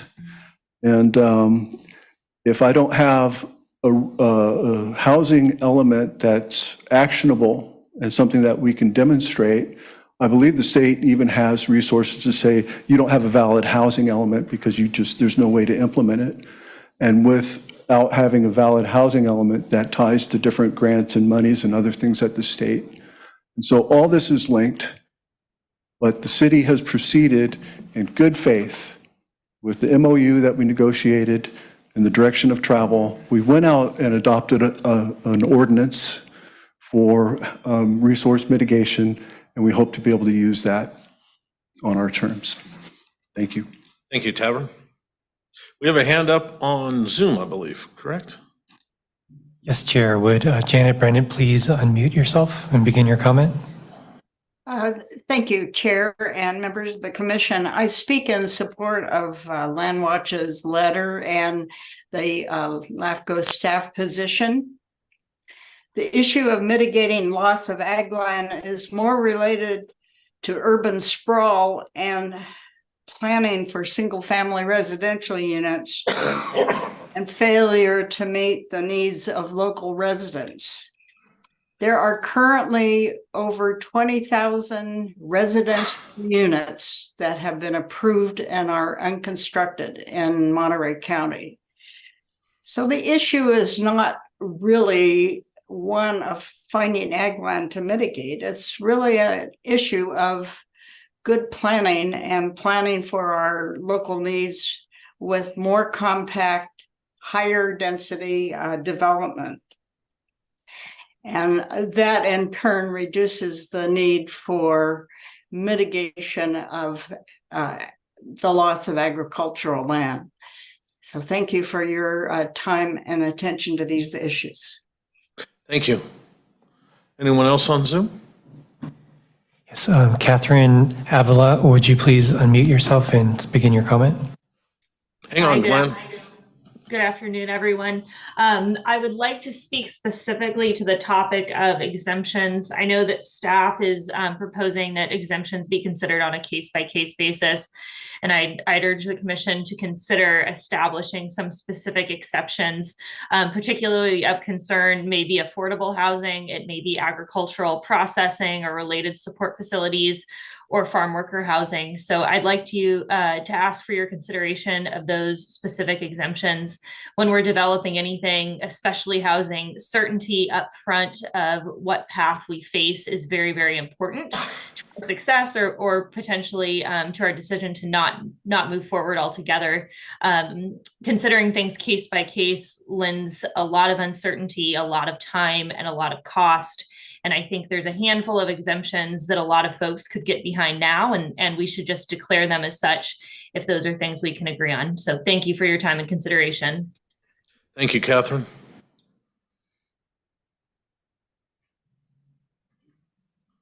Chair, there are no more hands on Zoom. We'll take the Honorable Glenn.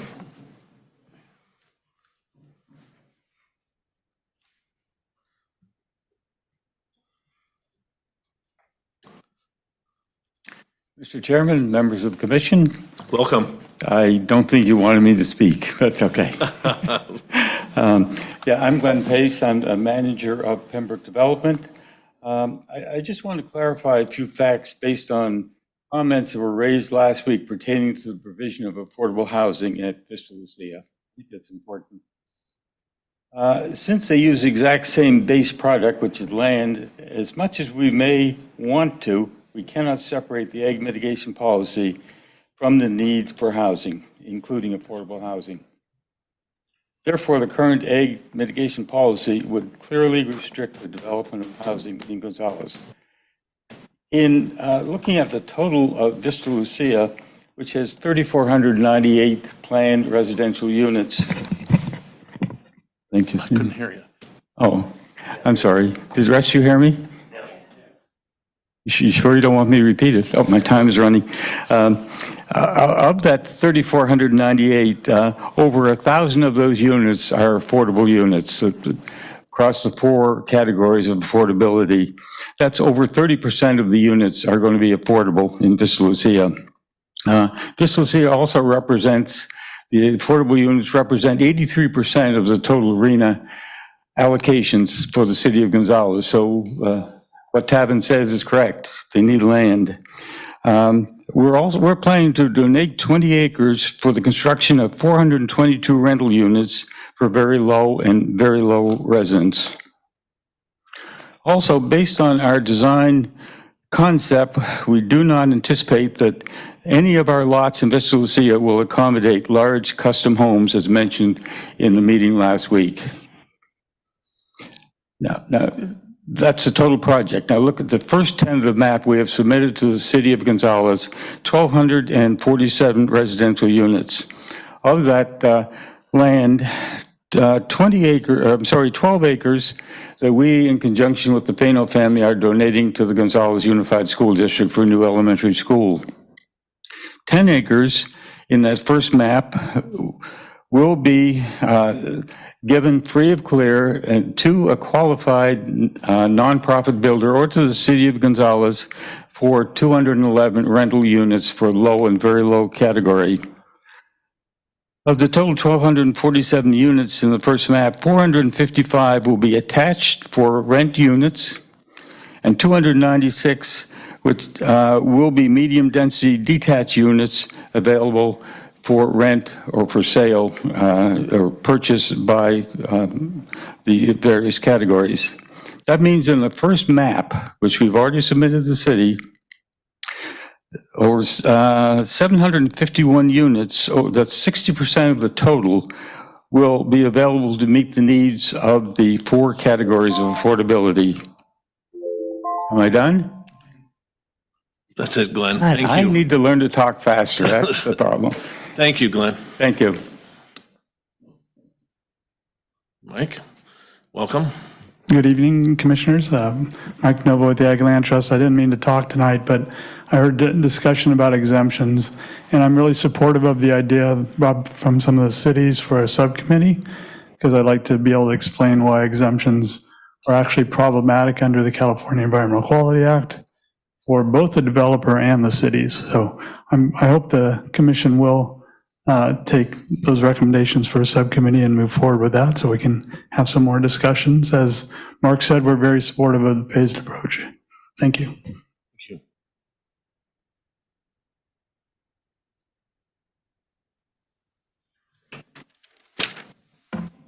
Good afternoon, Chair and Commission. Jeff Scott with Jackson Family Investments. We own and control and farm 4,000 acres in Monterey County, Salinas Valley, and have had a presence in this valley for decades.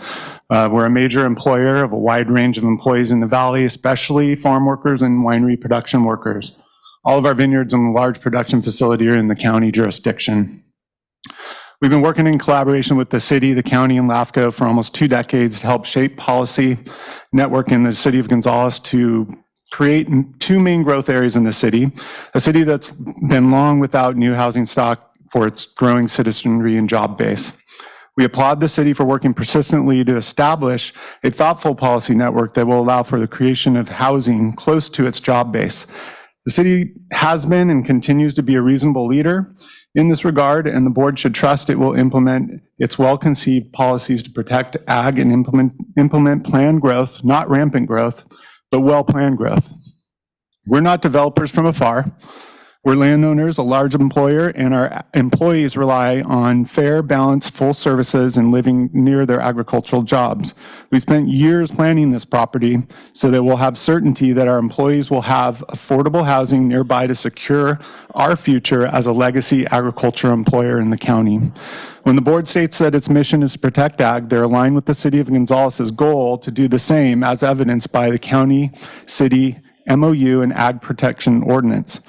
Part of protecting ag is a responsibility to protect those that work in agriculture, because without housing and services, there is no agriculture production, which we all know is the most essential part of the ag economy. We can and should protect our ag lands, but are being contradictory if we do not provide essential housing and services for the workers that enable ag to exist. People make a town. People make ag productive, and people require housing and services to live. And if we don't support this symbiotic relationship, then ag is unsustainable, and the whole Salinas Valley will suffer traffic, air quality issues, and many other impacts associated with workers traveling to and from other places to work in this important ag-rich valley. We ask the board to grant flexibility in this process rather than hard rules, and as annexations are an early step in the path to the city's growth. It's unreasonable to burden the city and developers with large fees upon annexation when it will take years after annexation, not days or months, for the first homes or commercial buildings to be built. We and other developers will not be able to carry the costs of the sizable upfront fees at annexation. They should be paid at either grading permit or building permit, and no sooner until the property is graded, there will be no change from ag use to urban use. So I think going back to earlier in the conversation today, the conversations are refreshing with regards to having some flexibility. So we like where that conversation is going. So thank you. Thank you, Jeff. Yep.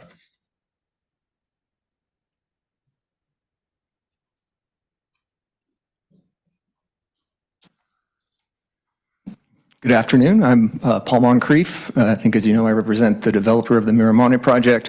I'm also among most of us whose job depends on agriculture, and so I'm very supportive of preserving ag land. What I'm observing here today is what I see as progress in terms of this phased approach. I will say it's something that we proposed, I want to say 18 months ago, and was told that was impossible. And so I'm a little bit frustrated by that. What I'd ask for is some real direction on where we can go. Now we're being told we need to find property with water in perpetuity. I'm not sure what the definition of that is. And if you can find it, fantastic, but I'm not sure that piece of ground exists anywhere in the world. So please, make some decisions. We've got to get this thing done, and let's preserve some ag land. That's what we want to get done, and we're, for some reason, having a hard time making that happen. Thank you. Thank you. Do we have anybody on Zoom? Chair, no hands are raised. Anyone else for public comment? Let's go ahead and bring it back to our dais. Where are we at with, I think our discussion last time is we had a consensus that we were going to hang the policy part of it on the shelf for a second and get through our discussion areas. So our first discussion area, 2A, how mitigation should be provided. Do we have some direction to staff? Do we like any of the three options that are here? Can we have some conversation about in lieu fees versus bringing the farmland in to permanent conservation easements? Let's start off there. Where are we at with that? Do we have any discussion from our commissioners? Oh. We're going to back up and go to discussion area 1, and that has to do with the timing. And I think we have a great alternative on the timing bit with Reed. Go ahead, Mayor. So I would suggest, and I don't want to get too far into the weeds because I know that we need to actually make some decisions today, but I do think there's a lot of minutia involved in some of the policy. And so I'm wondering if we can find consensus on some of these items, but then when we get down into the weeds of defining a large or a small project, defining a good faith effort, defining, what the potential exceptions may be, actually go to a subcommittee so that the subcommittee can do some of the minutia work on it and bring it back for recommendation to the board. I'm not saying the discussion items, I do think we should absolutely move through, but I do think we could get tripped up on defining, is it 5 to 7 years? Is it 7 to 9 years? Is it more than, just based on difference of opinion. And I think maybe perhaps a recommendation of a subcommittee for some of the smaller items might work in terms of bringing it forward for decision. Mr. Chair. Commissioner Leffel. So first of all, Reed, thank you. That was good homework. And I know last week when it was thrown out, it was like, I don't know. But thank you for researching it and going forward with it. I have a question on the difference between the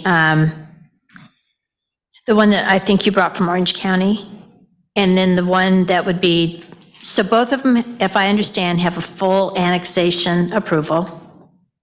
but then one is phased in and recorded in stages. And to what Mayor Craig said, we would determine if it's 20% or if it's what size allows, if it's 100 or less, it's all in, or if it's 101 and more, it's phased. I don't know how we're going to do it, but is that what I'm understanding? Yeah, let me turn on my microphone and demonstrate some good hygiene there.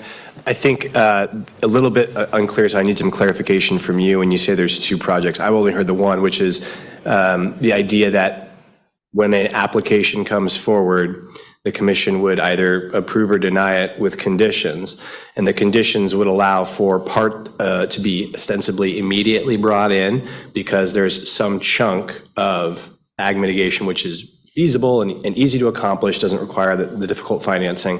And so that would allow an initial recordation of a part of it. And so the best way to describe it is usually we'd see development come in phase. So they would come with each phase step to LAFCO before it was recorded. In this case, they're bringing in the total package and identifying that as these phases move, you won't be able to proceed to the next one. And the way that we maintain a role in that process and protect LAFCO's role to ensure ag mitigation is to give a certificate of completion with a condition that it cannot be recorded until something happens. So the way I envision this is round numbers. 100 acres comes in. I heard 1-to-1 thrown out there. I'm not choosing it, but that's the number. So 50 acres are available for ag mitigation today. So they purchase 50 acres, prove that. Immediately there's a certificate of completion filed for 50 acres that says that 50 acres is now annexed in. The remainder 50 acres, if you will, that's the certificate of recordation, or sorry, certificate of completion. That wouldn't be recorded until they return to staff. And this is why we said you can set a timeline that's very long. Right? The one out in Orange County is 15 years. And they came back and were able to satisfy that condition, which led to the recordation of that certificate that allowed it to be annexed in. So it's really, the developer could choose 10%, right? 50%, 75%, and figure out whatever the numbers are that work for whatever particular project based on a lot of variables. That's how you would phase it. So am I tracking your question? Yeah, or we set on a project, on a total annexation, that it has to come in 25% increments so that it's not coming in at 10 or 20 or 30. I mean, that's when I look at it from a standpoint of trying to manage it into the future of just how you make it work. It seems like if you give somebody set percentages, Correct. Yes. then that's fair. They know what their land is and what they've got to come in, and don't come in and try to nickel and dime it over 10, 20 acres. And I wanted to be clear that I didn't want there to be a second discretionary decision that had to be made, right? It should be ministerial because it's clearly identified. Everybody knows what the expectation is, and so that it doesn't result in a disagreement, right? It says you will obtain X or Y, and there's no black and, or there's no gray. It's black and white. It's ministerial at that point, because either they are successful at accomplishing it, in which case the recordation would happen, or they aren't, and it won't be recorded. Okay, so then you brought up one other option, which was a full annexation, and that a portion of it would be, if it was developed immediately, but there would be grant extensions. We would grant extensions for up to how many years? So I just want to go back through those two choices, because I did hear two choices, and I just want to make sure that I understand all of them.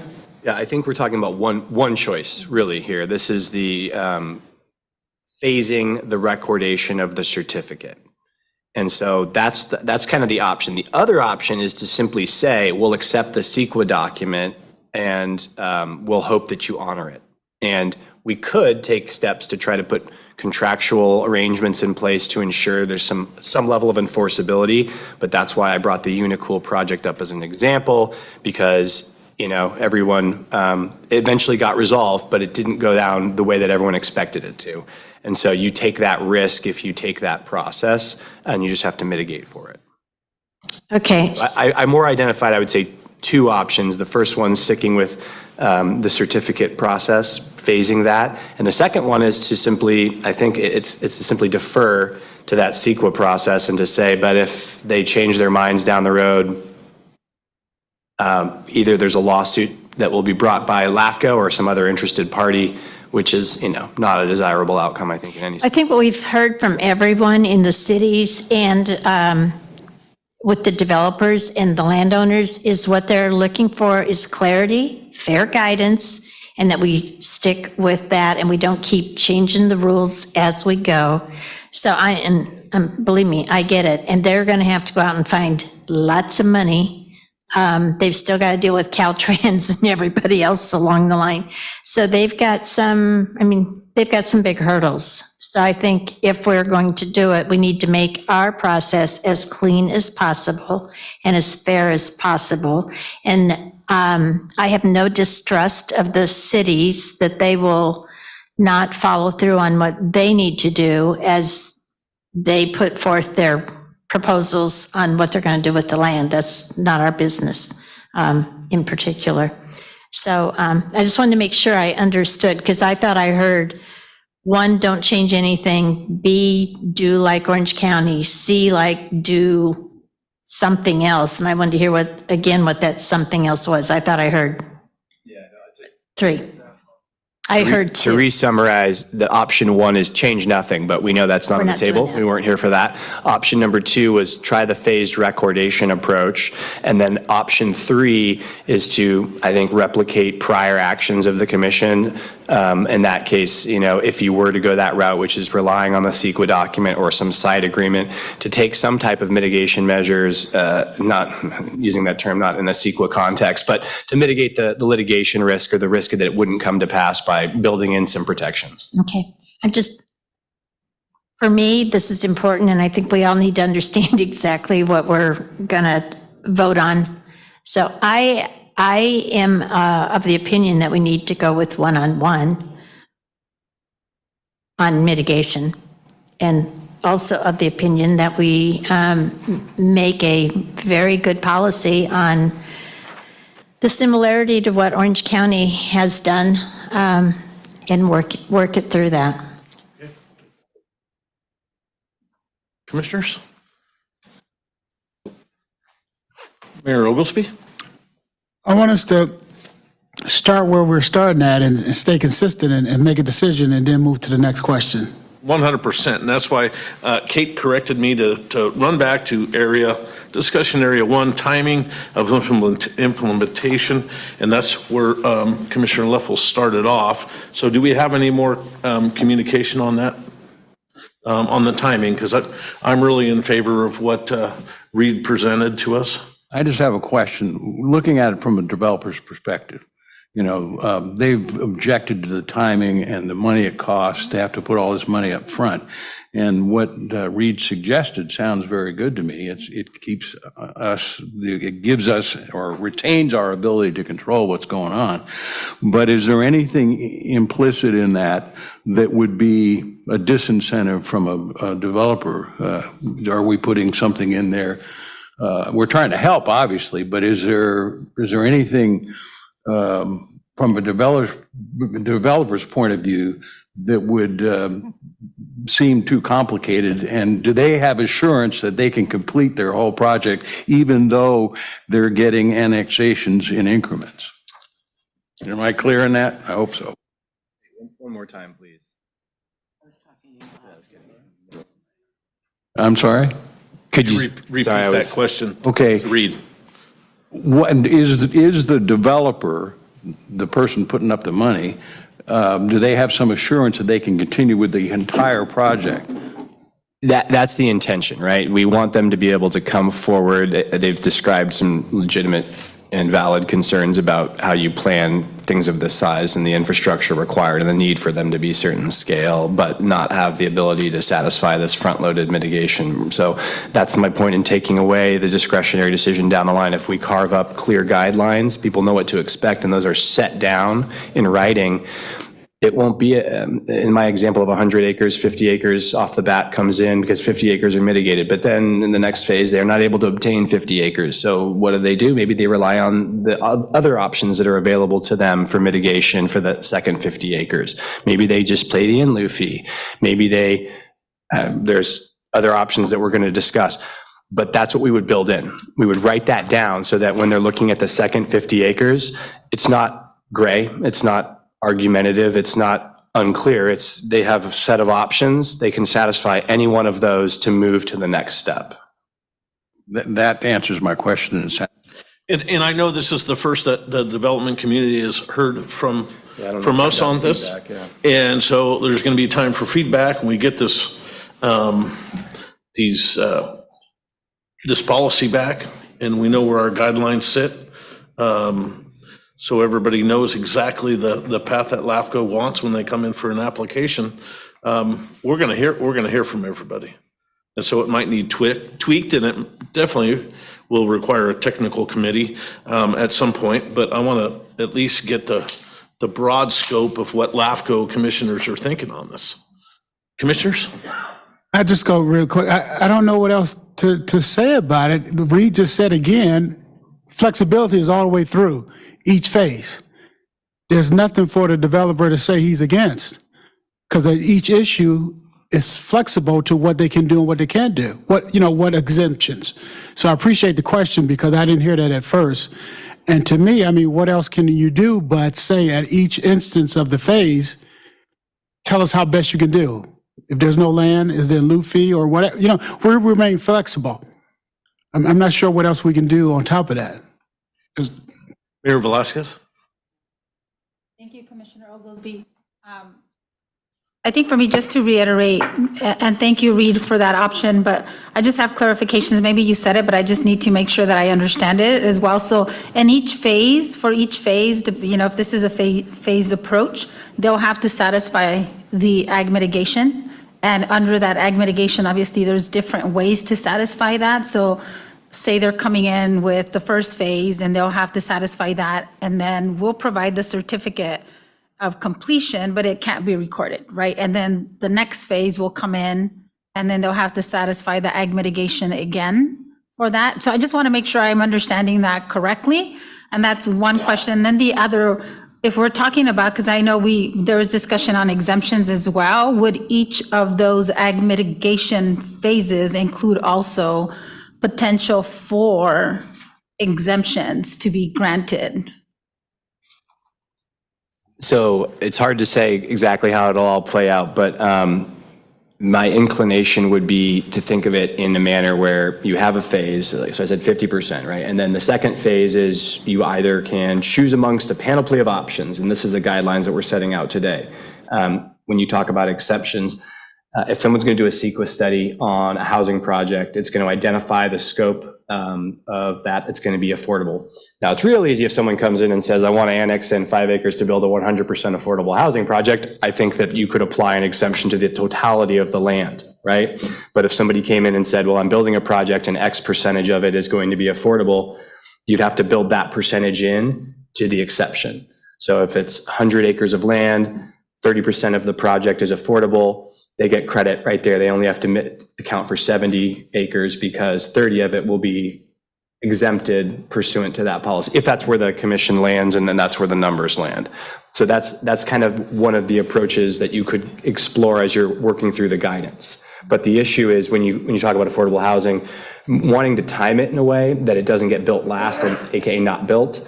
So if someone were to come in and say, I want to do, I think that would be the commission discussion when you're looking at the proposal. Well, we appreciate you want to, take credit for 30 acres off the bat, but you don't get credit for 30 acres off the bat until you've satisfied the construction of the affordable housing, maybe? I don't know. We figure a way to blend into that process, listening to developers, listening to staff, what gets to yes without giving away the enforceability and removing flexibility. Thank you. Commissioner Church? I also want to support the council's suggestion here for a phased approach on this. I think it's a good step in the right direction. got several other issues that we have thrown out here for discussion, and one of them is exemptions, as Mayor was just suggesting, and if it's 100% affordable housing project, I can see some exemption. I can't support something or a project where there's 20 or 30% set aside, and that's an exception. I'm just, no way I'm going that way. But if it's 100% affordable, I think, if we have some strict, clear definitions of what affordable is, I could go within on that. But yet, if we're going to make exemptions, then I think we have to look at something that's a little more flexible on the one-to-one, because we're not going to do one-to-one if we're allowing exemptions. It's going to be less than that. And if we're going to have a little more variance on that, I know what we're hearing is that we need to have really clear guidelines. And that needs to be really clear on what exactly we're looking at here. And I'm not completely sold on the one-to-one if we're going to have exemptions. I just want to make that real clear on that position. In terms of lieu fees, I have real concerns with this, because if somebody's proposing lieu fees at some point in this process, they're basically either not trying real hard to look for affordable housing, or they're having some difficulty, and then those fees are just going to go to some place that's then going to look for some ag land, but that's probably going to be down the line, and we're going to end up with appreciation of property values with less ag land really being set aside than if it had been done at that time. So if we're going down that path of in lieu fees, those in lieu fees need to be dynamic and look at plugged in to that cost at that time when they're of the property values. And if 5 years down the line that land's going to be purchased, then there needs to be some play in there where those in lieu fees are not using 5-year-old numbers. But that's the only possible way I can even look at something in terms of in lieu fees. As a general rule, I just think we should just go for the land, and except for some really exceptional circumstances, perhaps on the in lieu fees. Supervisor Rudasky, one thing I'm gonna just try to keep it to our timing of implementation, if we can get past that first little discussion area. So let's keep our comments to that. Go ahead, Supervisor. Thank you. Is this mic? So I'm really appreciate the option of the single project application for organization with the phased certificate of completion option. I think that's something that makes a lot of sense to me, and I can be supportive of it. I think there's a lot of devil in the details about how that gets implemented that I would have some strong opinions about. But in broad strokes, I can be supportive of this. And I do just also want to comment on I'm hearing our public talk to us very clearly and say that you want to know exactly what are the rules so that you can follow the rules. I'm also hearing in the same next sentence, and we want, flexibility, and every project is different. So I'm just saying, I need to acknowledge that I'm hearing those very, very mixed messages. But I think that for this, we can say, we can include this as one of the options if a large developer also wanted to, or a large annexation wanted to come in and they wanted to, pay 100% and get their ag mitigation out of the way. I don't think I'd be opposed to that either. So in sense, by saying I support the second option, I'm also saying the first option could still be on the table for anyone that wanted to propose that as part of their application. So in the concept of adding some flexibility to what we're offering. Commissioner Poitras. Oh, okay. Commissioner Leffel. Well, we're going to keep going around, and we keep adding pieces to this that shouldn't be in this category. So I'd like to propose that we move forward on adopting a phased-in process under the timing of implementing agricultural mitigation requirements. And then we can work out the details. Okay, this end of the dais. We good? Second. Can we move forward with the consensus of our group? We don't need a formal vote, right? Yeah.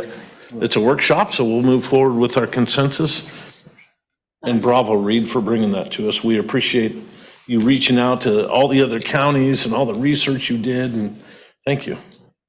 I'll withdraw my second. I don't know if it was a formal motion or didn't- if I was just making a second I was on trying it. to make it a formal motion so we can get some decisions made, and that's a basic decision. Okay, I asked if consensus was okay, but if you want to go down the motion path, we definitely can. We have a first and we have a second. All in favor? Aye. Aye. Opposed? Being none, motion carries. And so, point of clarification on the action that we just took, there are a lot of subcategories that are surrounding that. Like we talked about small project versus big project. What's the percentage of phasing? So how are we choosing to address the minutia of each decision that we make? I have my opinion. I have my Subcommittee? opinion. You want it? It's a question for the board. I mean, this is what I propose. Like, I think we should make some clear decisions, but there are going to be a lot of follow-up, there's a lot of follow-up clarification that's needed for each one of these decisions. So should we have a city member, county member, public member, special districts member, sit in a technical committee and then work out the minutia of, three? Oh, excuse me, three? Yeah, you're right, Excuse me, sir. Suggestion. I'm just agreeing with you. You know, the subcommittee do all the work they want, but then it comes back to us, and if we don't agree on the definition of large and small, we're starting at the same spot. You know, you guys can shorten the conversation. I'm not disagreeing with it. I'm just, let's make the decisions that we can make. And some of the minutia we can do here right now at this point, because we know where we're going to land on some of them. So every little, we can make some decisions tonight and not just push them all to the subcommittee.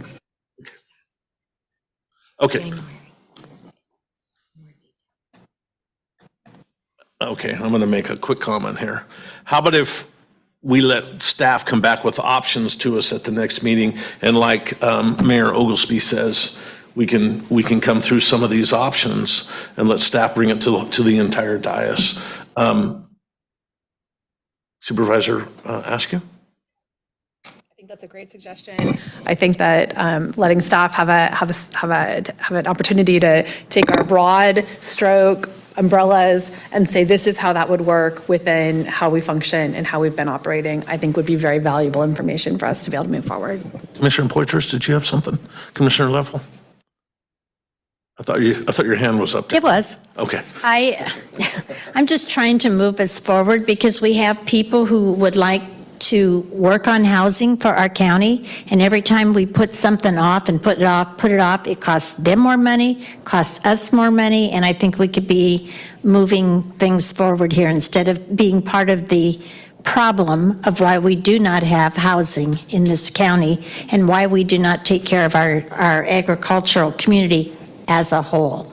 So for me, I would say if it's 100 or less, it's take it in one chunk. And if it's 101 higher, you take it in 25% at a time minimum. You can take it all, you can take it half, but just make some numbers that make sense. It's not hard, it's just make a number. Mayor Velasquez? Yeah, thank you. And I guess for me, my comments, and I just want to reiterate, I think there's been a perception that we as a commission, and I've been part of this commission, so I'll consider myself a commissioner as well, even though I don't have the voting right. But I think we have been being able to move forward. I think we're not stalling the process, and I don't want our community members and neither of our cities. I know obviously there's been some issues because this commission decided to approve an annexation to an extent that was never approved in the past. So obviously now we're dealing with some of those consequences to that. But I also want to make sure that it's not noted that we as a commission are stalling the process and that we are hindering our cities from moving forward. Obviously, there is, applications that are moving forward and some that here are like the city of Soledad, but I think it's important for us to be able to look at approval. And I know, as the votes continue, I mean, you can look at the different options and even under the timing, if we're saying, we like the phased approach, but we want it to come back and we want to be able to have staff come back with specific criteria that really provides that definition and that framework that the cities are looking for. I think that's really important. So for me, I want that information to be able to know, is it consistent with what we've been hearing? And is it consistent with our authority under LAFCO to be able to move forward with approving that instead of saying we're approving it tonight and, we want to rush the process. I think it's important for us to get the process right and get the process right, bless you, one time and then move forward and give that clarity to the cities that have been asking for it. Thank you. I just wanted to step in and just note, because as staff, we had a motion, and what I heard, and I want to just put this out there for commissioners to tell me if I misheard. What I heard is there's consensus on this commission to explore the idea of a phased recordation process. And as part of that, we'll have to return with some parameters about the size it would apply to, and that can be discussed either in a subcommittee or here, but we need to basically agree that we have consensus on proceeding with this investigation and proceeding with the parameters and start to iron those out. And if that's the case, I think we understand what to do on timing, and I'm looking around hoping someone will jump in and give me extra communications if there are any. I think for me, I think we voted and it passed, so the phasing is in. See, right? So that's what I'm saying. We're talking, but we just took action.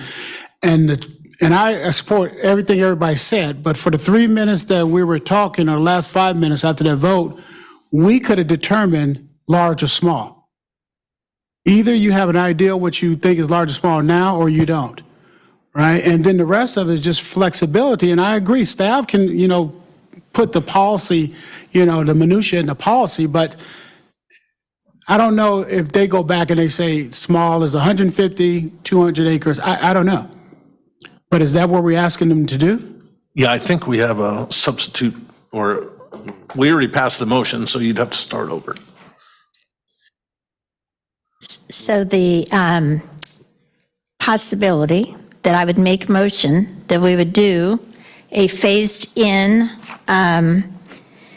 implementing agricultural mitigation requirements, and if it is a project that is 100 acres or less, it would be taken down in one time. If it's 101 up to whatever the size, it would be in 25% increments minimum. Second.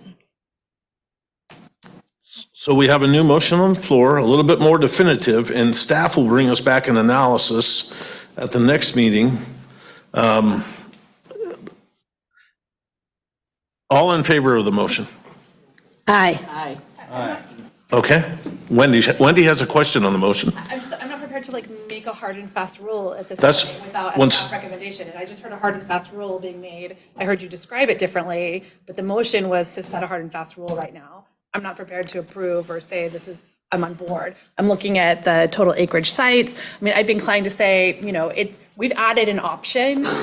Everything that we're doing right now is making it easier. We're hearing our community and we're responding to them to make housing easier. No one here has been an impediment. We're working to make it easier to move projects forward. So every action that we're taking is with that in mind.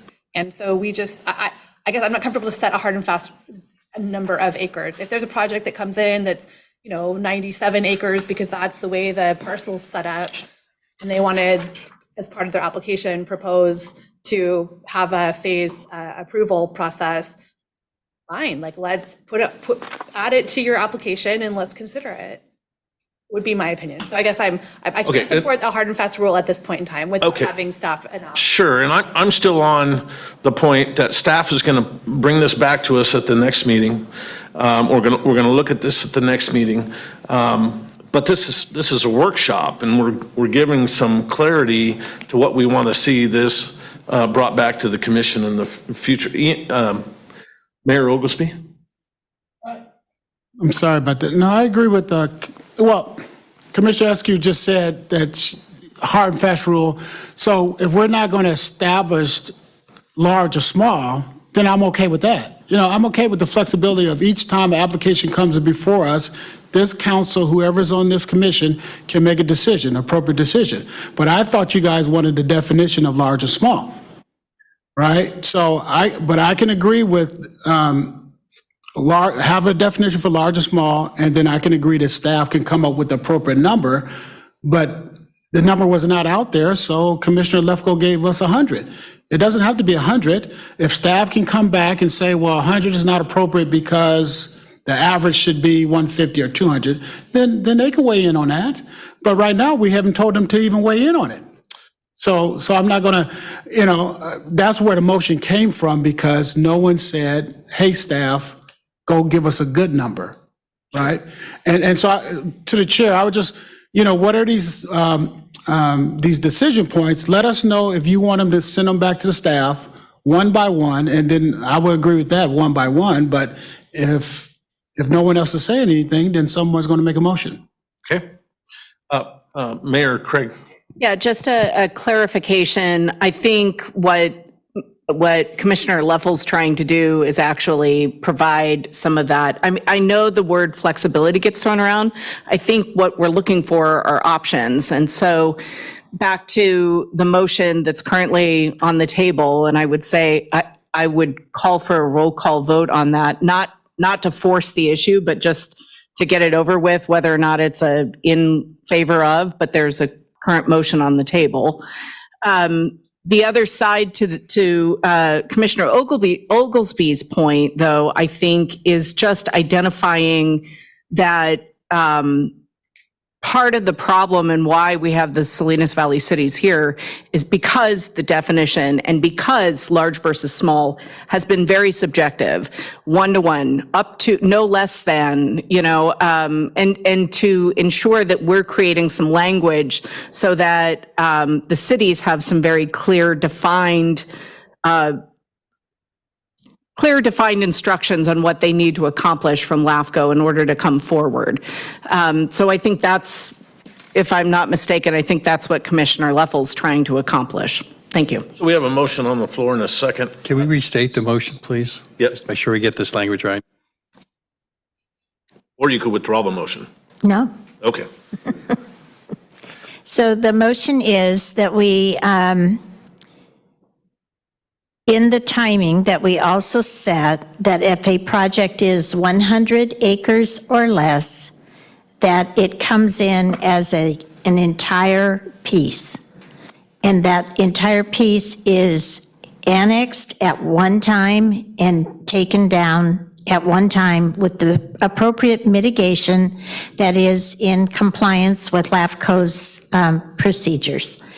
If it is 101 acres, up to whatever size the annexation request is, that it must be taken down in no less than 25% of the total acreage increments, so that it is not dragging out with staff every 6 months coming in for another 20 acres or 40 acres. So it's just to set some guidelines on those big developments. They're going to come in with big requests at once anyway, because they're going to have to keep their cash flow moving.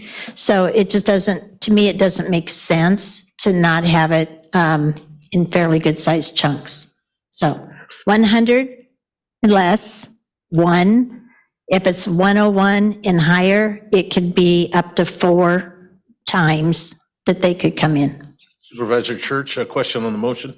Yeah, I don't know if it's more of a question, but it's a statement out of this, because I guess what I'm, and this is the kind of the fine tuning that we really, need to do. We can give, I think, some general recommendation onto here, but if you got 100 acres, 99 acres, it's all one time. But if somebody comes in with 110 acres, they can split it up into 4 times. And I'm just seeing kind of a loophole here where, if you're up close to 100, you're never going to want to go with 100. You're going to want more flexibility. You're going to go 110, 120. So, I think there's some fine tuning here, and I think this is what, we're talking about that needs to go to staff or a committee or however we want on this. I'm okay with this if it's a recommendation and not a hard and fast rule that we're setting right now, because I think there's just some fine tuning that has to be done. We have a motion and a second on the floor. A roll call vote on this, please. Thank you, Chair. Commissioner Root Askew? No, I can't offer hard and fast decisions at this point. Thank you. Commissioner Church? No. Commissioner Leffel? Yes. Commissioner Oglesby? No. Commissioner Poitras? Yes. Vice Chair Craig? Yes. And Chair Gorley? Yes. The ayes have it. Yes. Okay, we're going to move on to discussion area 2, methods of implementing ag mitigation requirements. And this discussion has just a little bit to do about whether we're going to move forward with dedication of permanent conservation easements and to talk about the possibility of in lieu fees. Darren? Sure, and thank you, Mr. Chair. This is short and sweet version. Yeah, absolutely. This is the item, this is about how far we got at the last meeting.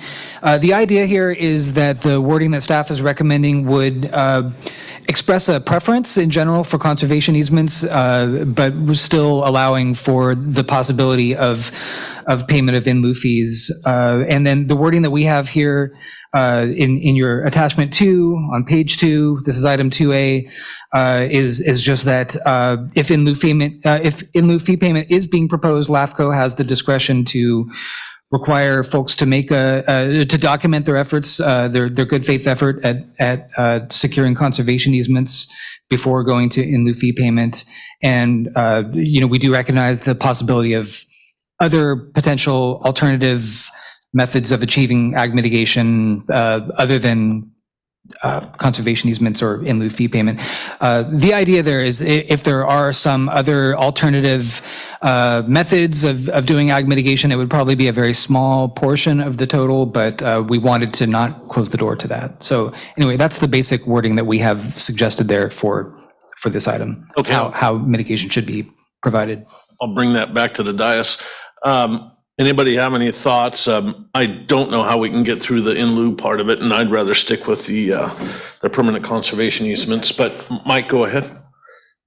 A question more than a comment. So the in lieu fees, how does that work? It gets paid and then it goes to who to, who would hold the money? It's a big discussion to be had, but go ahead, Kate.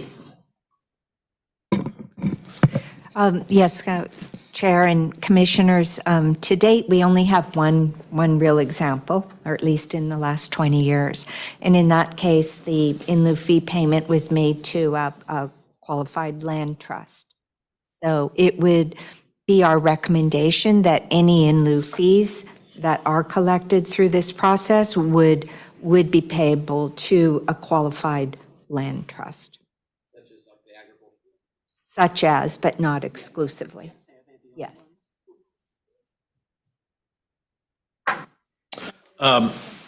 Commissioner Oglesby. I'm supportive in lieu fees because I think at a certain point it's very difficult to find the ag land surrounding near, close, or somewhere else. But I do want to explore Commissioner's Church, Supervisor Church, when he was talking about in lieu fees and lieu fees plus, extraordinary lieu fees. What did you mean? That 2 times the normal rate, or could you explain that to us? What would you think? My concern is in lieu fees being paid, and there's a time gap in there between property can be identified, and property is going to go up in value. So if you have whatever number it is of acres that you can buy 1 year, and then 5 years later, you're going to get less, maybe 10%. And so my concern is that's my biggest concern with the in lieu fees, is that it just doesn't stay up with inflation, because property tends to go up in value a lot more than any other place you can put your money into to keep abreast. So that's where I'm trying to, that's the problem I have with the in lieu fees. I understand there are extraordinary circumstances where that's necessarily needed, but without that being addressed, of some finding these being a dynamic feature that or maybe we're going to have to be added into later on by the developer. I can't go with them just as the way they've been. Ian? I'll go quick, Chair.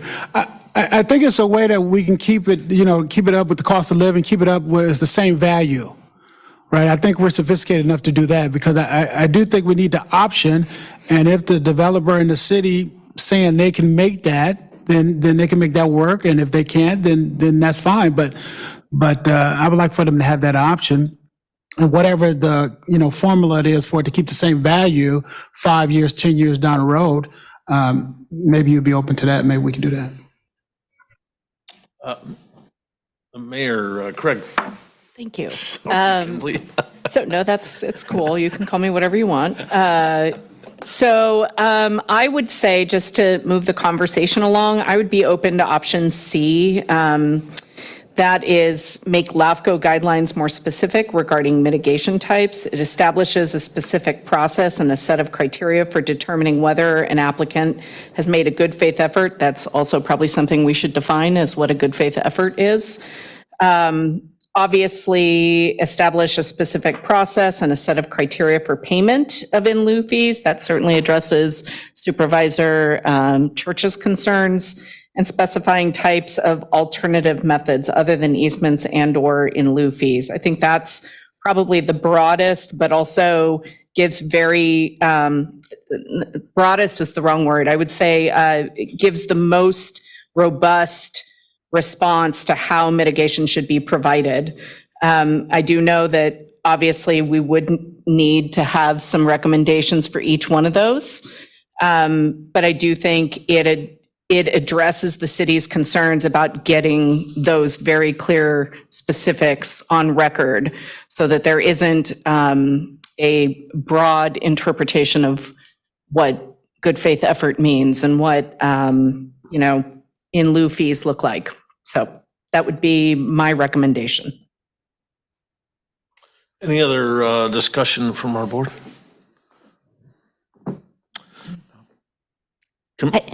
Commissioner Leffel first. And I can support that. I think it's fair. It's very similar to what we have been operating under, and it seems like it satisfies it. I would not add the third bullet point in particular, and I would keep the groundwater piece out of there. So the third bullet point in option C would be Option C. Mm-hmm. I could agree with that too. Yeah, I'm still on option A. Do we have any other discussion? Hang on. We had Commissioner Bickle first. Sorry.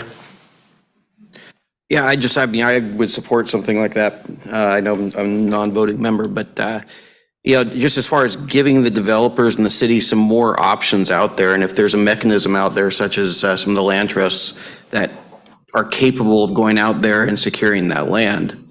Everybody wants the development to occur, but there are certain roadblocks and hurdles that these developers are facing.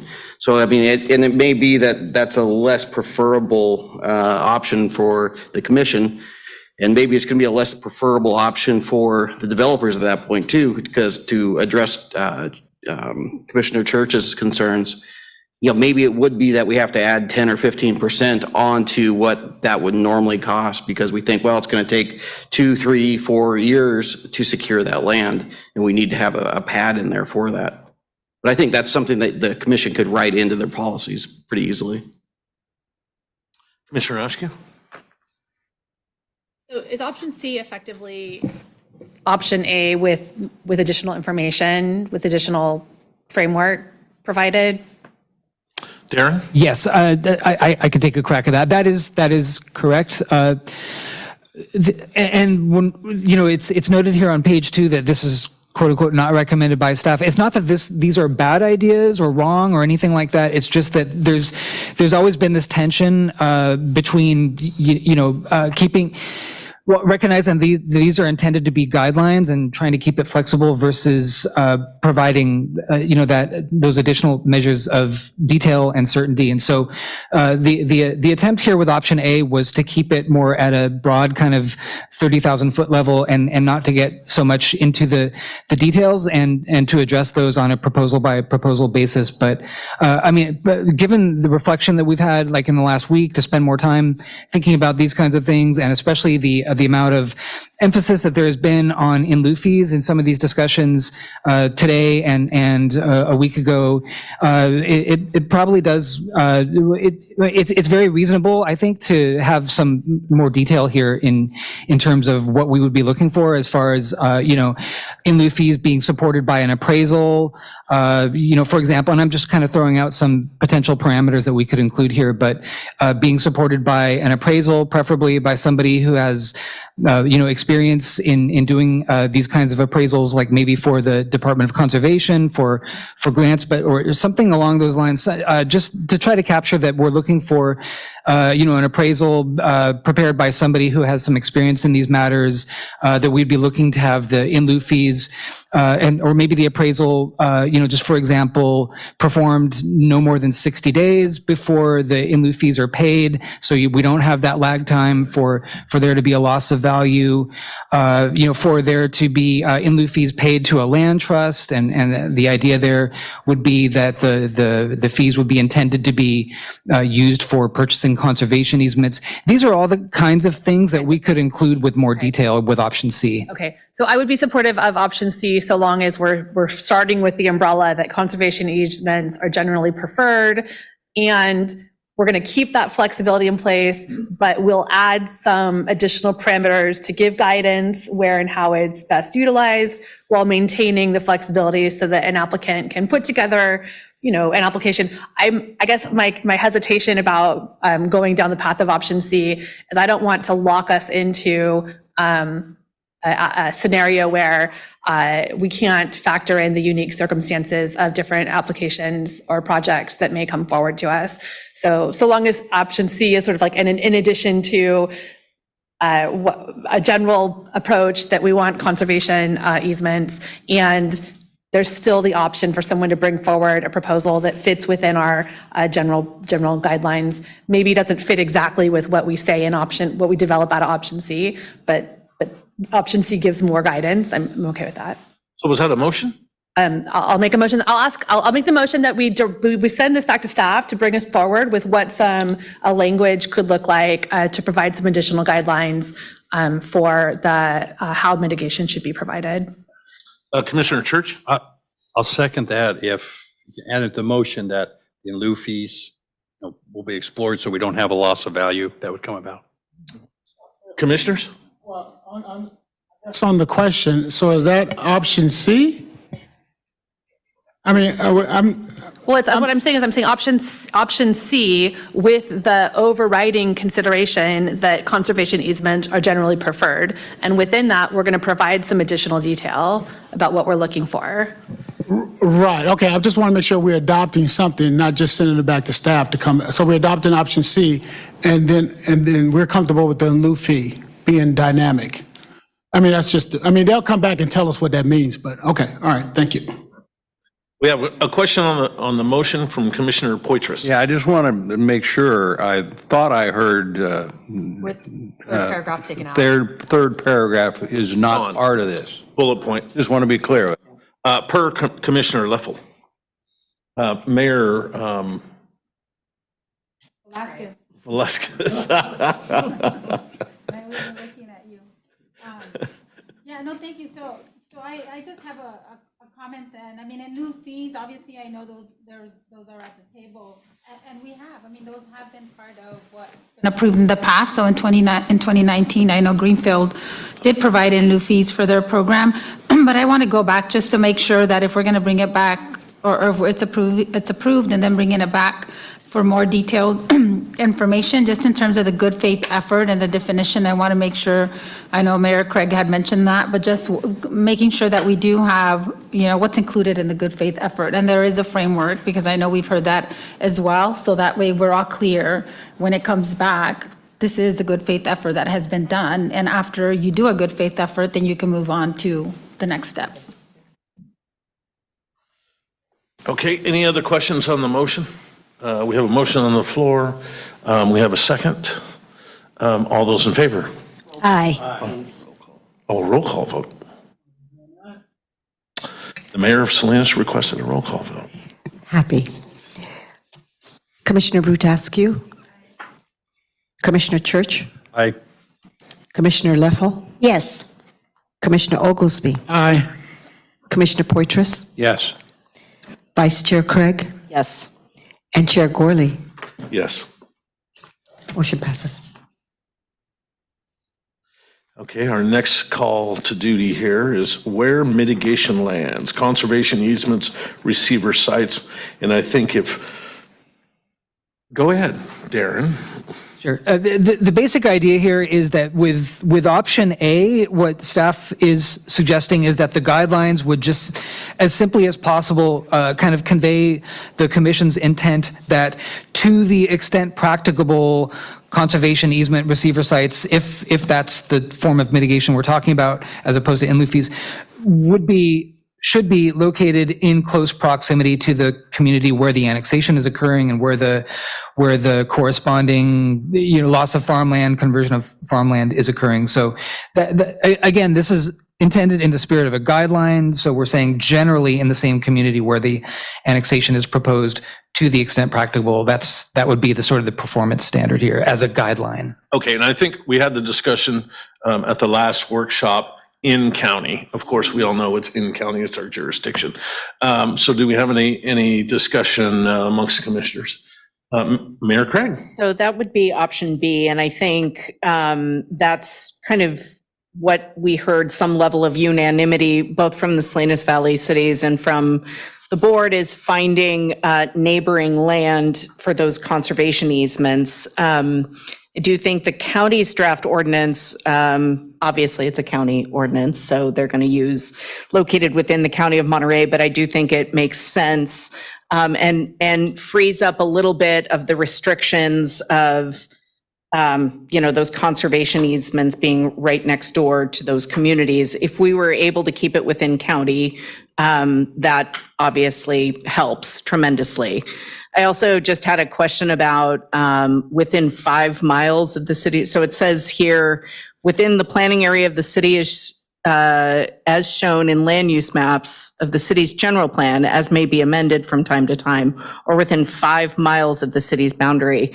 Obviously, the geography of the county of Monterey is significant, and so I'm just wondering if we need to expand out that statement of 5 miles. That's all. Thank you.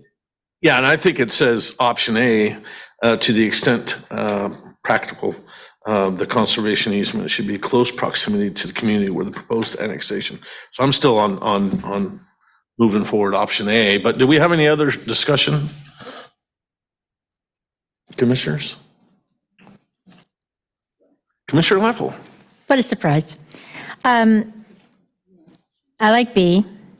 I could live with A, but I think what we're seeing is the difficulty, and in my naivete, it seems to me that we have a very active land trust, which is doing what it's chartered to do, but it is really in competition now with the cities trying to find land that's adjacent to their borders, because it's basically who gets to it first. So, and I have no idea where the new land is that's being conserved, and kudos to you, Mark. But I think if we just limit it with around the borders adjacent to the cities, that we're damaging our opportunity to be successful. So I would like to not have that in here at all.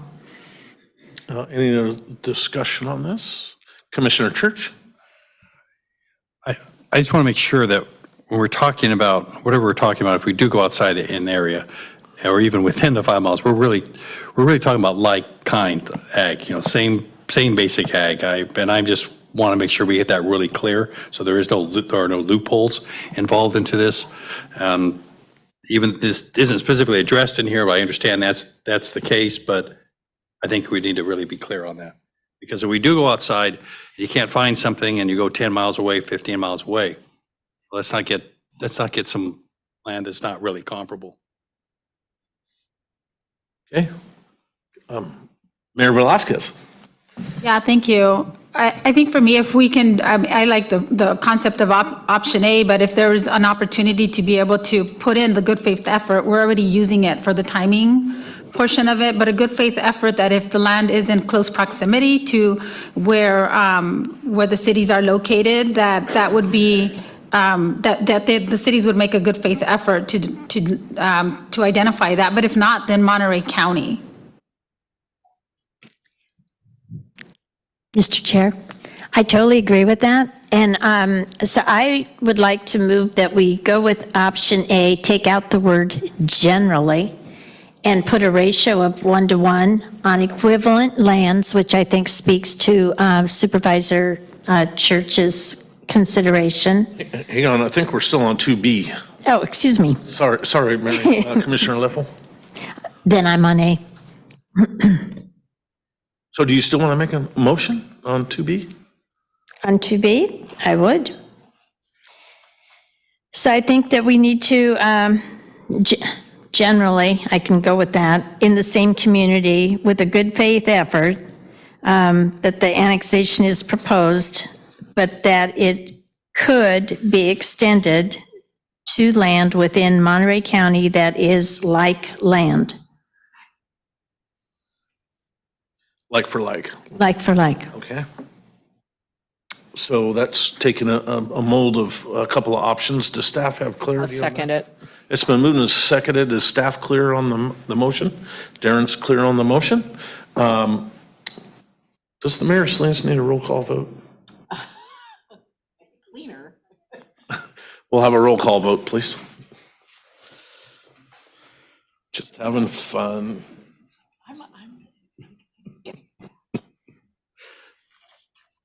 Commissioner Root Askew. Aye. Commissioner Church. Aye. Commissioner Leffel. Yes. Commissioner Oglesby. Aye. Commissioner Poitras. Yes. Vice Chair Craig. Yes. And Chair Gorley. Yes. Okay, we'll move on to item 2C, how much agricultural mitigation should be provided. And I think we have a really good consensus on this, but we're going to let Darren phrase it for us. Okay, with 2C, staff's recommendation on option A is wording that you see here on your page, which is that mitigation should generally be provided at no less than a 1-to-1 ratio and should occur on equivalent land, meaning, and for purposes, in this context, by equivalent land, we mean equivalent for farmland designation purposes. So lands that are designated by the state of California as prime, that are being annexed and developed and converted, those should be mitigated with prime. Lands that are the next designation down, which is called farmland of statewide importance, at a minimum, those should be, the mitigation for that should be at least, statewide importance designation too. So we're basically saying 1-to-1 or more, and like for like or better with regard to mapping designations. And so that's staff's recommendation.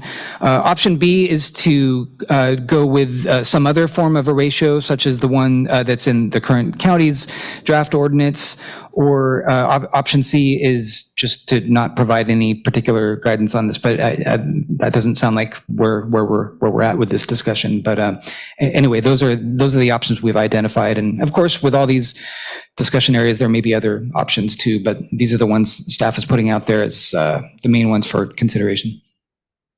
Kate? Yes, thank you, Chair. I would just like to bring up the idea for a brief discussion about whether or not the commission wants to provide incentives to really encourage our cities to provide for those conservation easements closer to city areas that are likely to be developed. And if so, then it may make sense to consider a 1-to-1 ratio as a base. But that if a city chooses to bring forth an annexation for lands that are 5, 10, 15, 20 miles away, elsewhere in the county, that the ratio for mitigation should be higher. So I'd like to put that on the table for your consideration. Mayor Craig, go ahead. So I think we've heard pretty clearly from just about everyone that it should be a 1-to-1 ratio, and I do appreciate the significant feedback on that. I would be supportive of option A, which is recommended by staff. I do think using the statewide mapping designation is important. I would make the recommendation that we remove the language of at no less than a 1-to-1 ratio. I think that's what's gotten us in trouble in this, up to this point. We've had different projects come forward with different ratios, and it's been at the interpretation of our executive director, where that's what our policy dictates, is that our executive director goes forward and gives those recommendations. So I think as the Salinas Valley cities have clarified, they want very clear direction from us on this. And so I do think a 1-to-1 ratio is a very clear way to create that ag mitigation. So option A with the removal of at no less than. Thank you. Comments, Supervisor Church, please. Yeah, it's to get down these ratios right now is just, for me, is a little bit of the cart before the horse, because we haven't gotten into, for example, exemptions. And I raised the issue that, I could be in favor of projects that are 100% affordability on there, but that might mean that we have to toy with this ratio a little bit. I also like the idea of the incentives of, if we're getting further away from the where the location of the property in question, that maybe it has to be a higher ratio. So I mean, I'm not totally, completely against a 1-to-1. I just see that there's some mitigating factors that need to be weighed into there. So that, and I definitely wouldn't support it where it says no less than 1-to-1, because that means it's going to open it up for less than 1-to-1. No, just 1-to-1. Just 1-to-1. Okay. All right. Okay. So you just want to make sure I got that clarity of what you were trying to achieve there. Anyway, I'm not really comfortable quite going ahead with it my own self at this point. I think there needs to be a little more exploration on this particular one, and that's where my position is.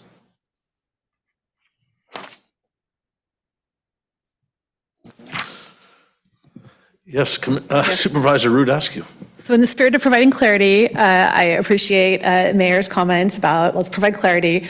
I think providing clarity and being really clear about what the options are two different things. So we can say no less than 1-to-1. We can also provide incentives, which provide flexibility to our cities. I think that it's important. Like, we're here to preserve ag land, and so we could be providing clarity and saying it's no less than 2-to-1. That's providing clarity. That may not be appropriate in every situation. So I'm of the opinion that that option A at this point feels appropriate, that it's no less than. There could be, and I'm also supportive of the idea of looking at incentive. Phased incentives based on where the land is located. Ian. Yeah, just the option, I'm not sure how the option works or the incentive works for if someone using during their good faith negotiation, trying to get ag land near the city, they can't find it. We punish them because it's 10 miles away somewhere else by saying you need to get more than 1-for-1. I don't see how that's an incentive, right? Either we believe it's a good faith effort, near the city? And I mean, if there's we've been going through it, right? It's land near your city. Have you talked to that owner? Yes or no? Either they're going to lie to us or they're not. Either the owner wants to sell or they can come to agreement. But if we're saying a good faith effort, why would you say now that you have to move? Because it's it's a minimum 1-for-1. So just to do your development, you have to find land somewhere. And we just voted to say it could be within the county. Now we're saying the possibility of let's make that more than 1-for-1. So that's a little shaky for me. And then I would just add is, we're not just here for protection of ag land. We're here for overseeing well-developed communities versus protection of open space and agricultural land, right? So we need to look out for the cities too, not just, you guys got me. Thank you. Thank you, Ian. Mayor Velasquez. Yeah, I just have a question just on the 5 to 15 miles away and the ratio for that to be considered. Just wanted to hear a little bit more on the reason and the rationale for that.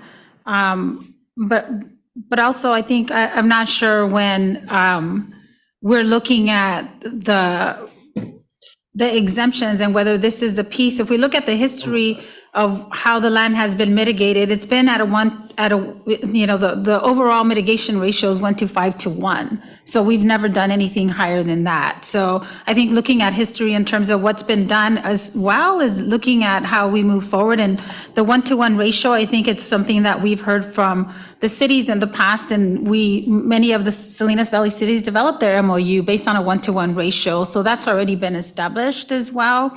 But I would like to hear some of the rationale of if we're allowing the cities and we're saying they're making a good faith effort to find comparable land within their area, but if it's not and they have to go further, then as Commissioner Oglesby said, it seems like we're going to punish them for having to go outside, even though it's still within the county. And then also for my question is just, when do the exemptions kind of come in, and when do we have more details and clarity about that? Sure, I can try. I'm not sure if this will be completely satisfying, but like with option B and the wording that refers to within 5 miles of the city's boundary, I'm not sure if that question was directed at staff, but that was just a sort of alternative that we lifted straight out of the City of Gonzales ordinance. So they might be in a better position to explain like how that was arrived at, or what kind of negotiations or analysis went into that. But that's not something that LAFCO staff developed. That's basically an alternative where we were saying, in lieu of, or as an alternative to option A, the commission could consider one of these other standards. For example, as we already discussed, the current draft ordinance of the County of Monterey simply just, although I think at one time, maybe with earlier versions of the ordinance, they did investigate establishing some, vicinities or sort of guidance as to geographical location where the conservation easements would go. In the end, my understanding, just looking at their draft ordinance, is as it's currently written, those mitigation lands could be anywhere in the county. And then, like I said, this other kind of standard of 5 miles, or it's actually kind of a two-part standard. It says within 5 miles of the city's boundary, and the applicant has demonstrated that it contributes to the city's agricultural economy. So just for kind of like, full discussion purposes, it does have that two-part kind of test to it. But that is something that they developed, not something that we were holding up as something that we've developed for consideration. Okay, thank you. Any other commission discussion on 2C, the 1-to-1? Marianne, do you want to put a motion out there? I would like to make a motion that we take option A, take out the word generally, and put at a ratio of 1-to-1 on equivalent lands, and then meaning 1 acre, blah, blah, blah. Okay, do we have a second? I'll second that. It's been seconded I will by second it. seconded by Poitras. Supervisor Church. Just a comment on it. I'm not necessarily against this, but I really think I would have liked to have seen something a little more detailed explored on an incentive, and so I'm not going to support it because of that reason. And we're getting to a real core here, and I think there's several unanswered questions that I really have on options. Okay. Mayor of Salinas, then Mayor of Soledad. Just quickly, a point of clarification on the motion. So it is a 1-to-1 straight across the board, correct, Commissioner? Correct. Thank you. Correct. Mayor Velasquez? Yeah, I have a clarification too. So we're saying 1-to-1 across, but we also are saying statewide mapping designation. Is it on? Statewide mapping designation, that requires higher, right? So we don't want to say it's 1-to-1 across the board, because obviously if there's that land that's in statewide, then that's going to be at a higher ratio than the 1-to-1. I just want to be clear that we're not moving on a 1-to-1 without considering that statewide significance. Yep. Commissioner Leffel stated option A. Commissioner Oglesby?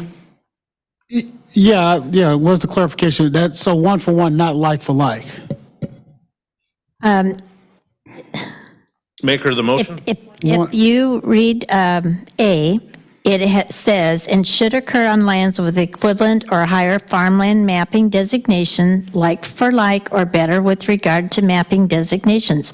But it's 1-to-1 with like land. So that it is not going to lesser land, and that should allay some of the concerns that people have, that it's not as good of land being offered up as what is being put with housing on it. Okay, we have a motion and a second. Can we have a roll call vote, please? Certainly, Chair.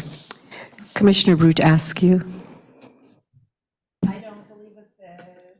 It's no, I don't believe that this upholds the mission that we're here for LAFCO. We're not utilizing our authority in an appropriate way to support the preservation of open space, agricultural lands within patterns of efficient development. I think that there are nuances, and we're limiting ourselves from being able to address applications that may be unique or have special considerations if we go with a hard and fast 1-for-1.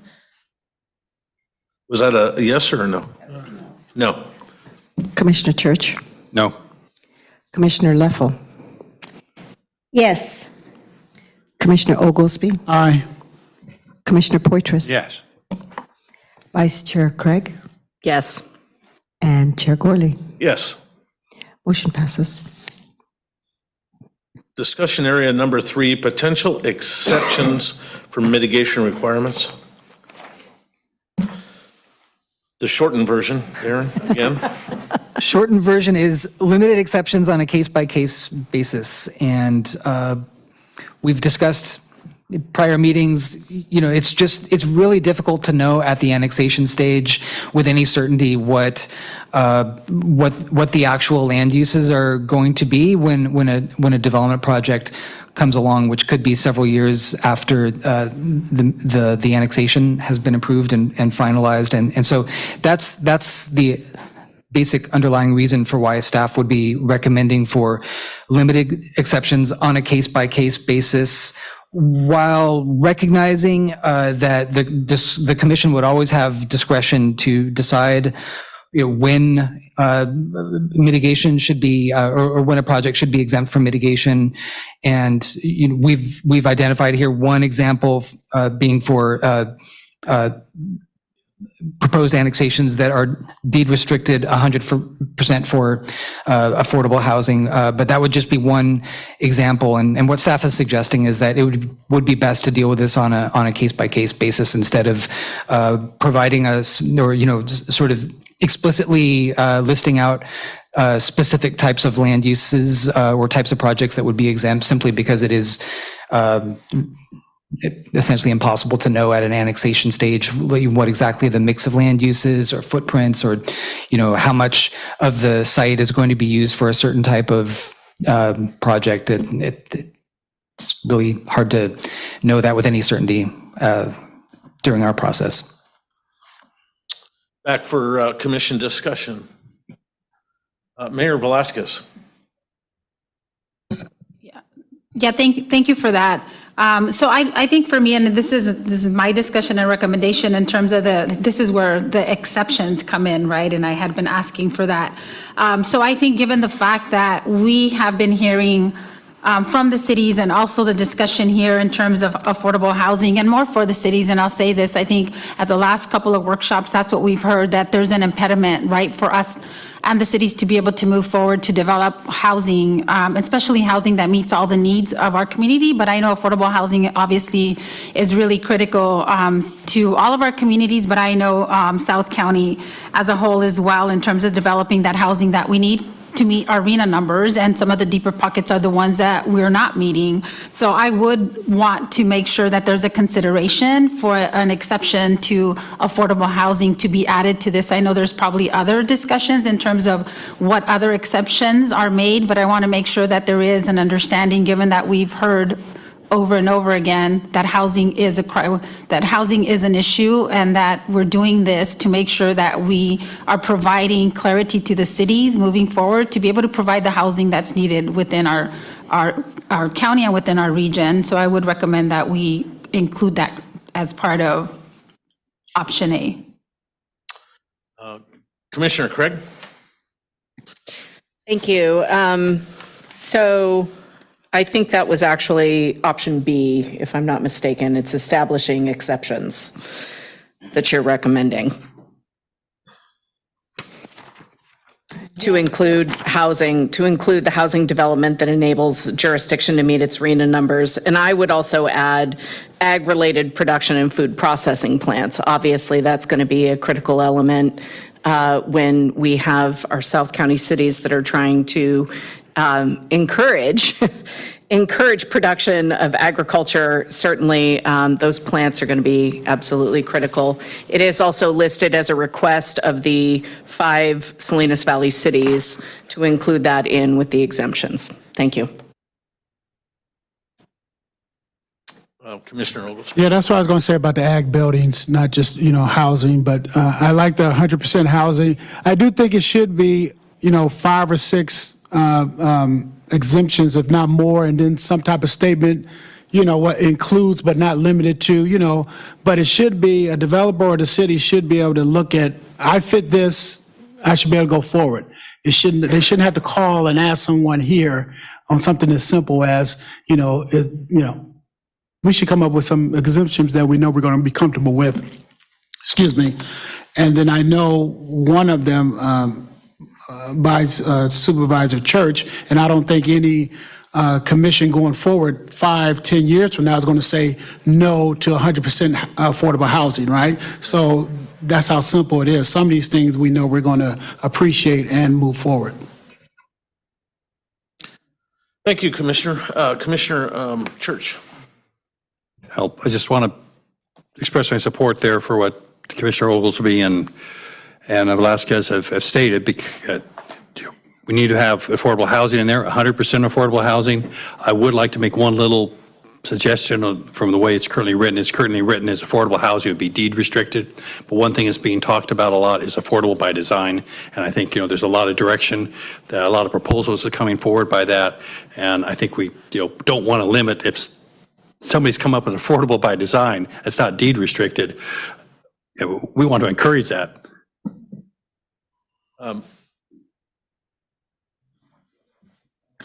Commissioner Luffel? I agree with that 100%. I also believe that we've got to keep in mind job housing balance. So as we encourage housing, we also have to encourage jobs. And if they're in the ag field, that's even better, because it is a dovetail to what we need. That's where the value added is.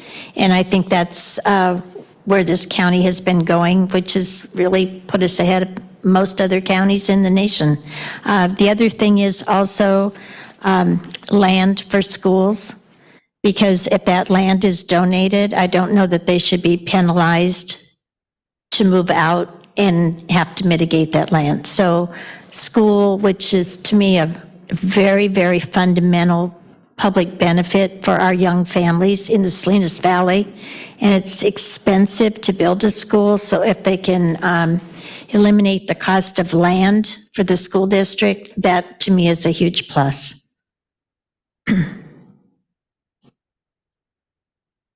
A question. I hear us moving like farther and farther towards where right now we have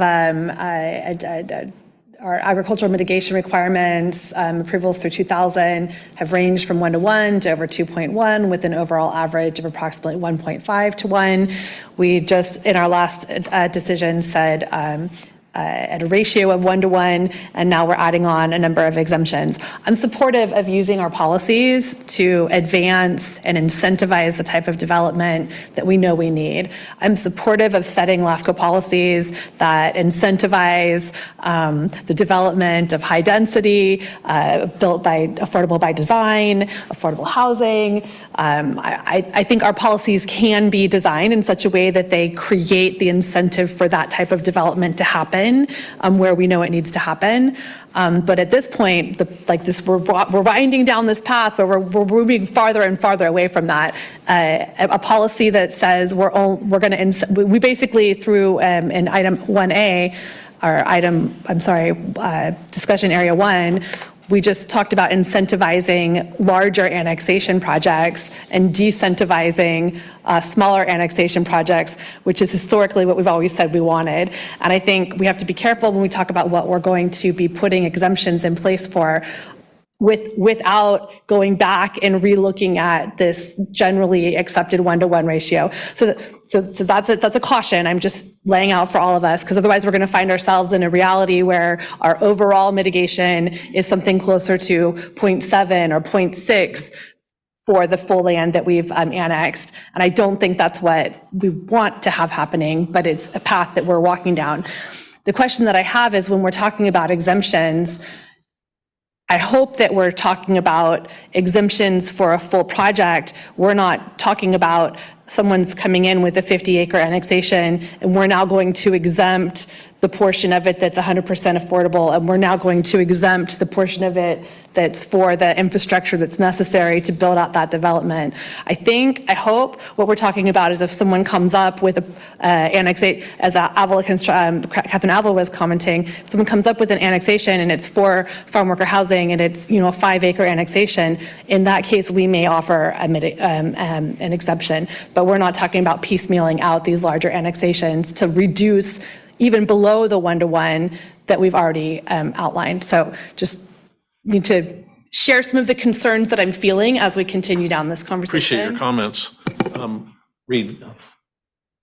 So legally speaking, I'd call it maybe a yellow caution flag, thinking of Laguna Seca. At this point, I hear what the commission's saying, and just like last week when you gave us a homework assignment, we went to look and see what was available. I want to give you that same bit of feedback now.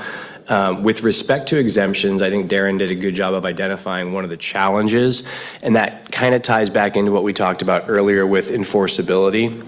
Because if you exempt a project because it's an agricultural related use, and then subsequently after the annexation occurs, there's a change. Is that use that went from, in the Unicool project example, a cooler facility to what's being proposed now, which is a different use? Is that accurate? I haven't kept close tabs on the current status of things. So with exceptions that exist, I think, for example, you're on stronger footing with an affordable housing project. Deed restrictions in affordable housing are extraordinarily common. They're expected. When you talk about controlling the future use of the property, that's an awfully good way to ensure, right? But you can't have that same tool for an ag-related use or for even a community or public use, right? You could designate it, it'll be a retention bond, or it'll be a metro station, and that might change in time. So thinking of ways, I'm putting my thinking hat on, obviously, to think of things that might be available, but I wanted to just kind of float that out there. I am hearing the interest in this, and so I think staff has heard it too, and we can get to work on trying to provide you with feedback that involves responding to those, but also, I'll have some homework to do to respond to you about what is actually achievable here, because I do hear some good policy goals, and see if we can find some workarounds to get there, legally speaking. Commission discussion, motion, anybody have any action?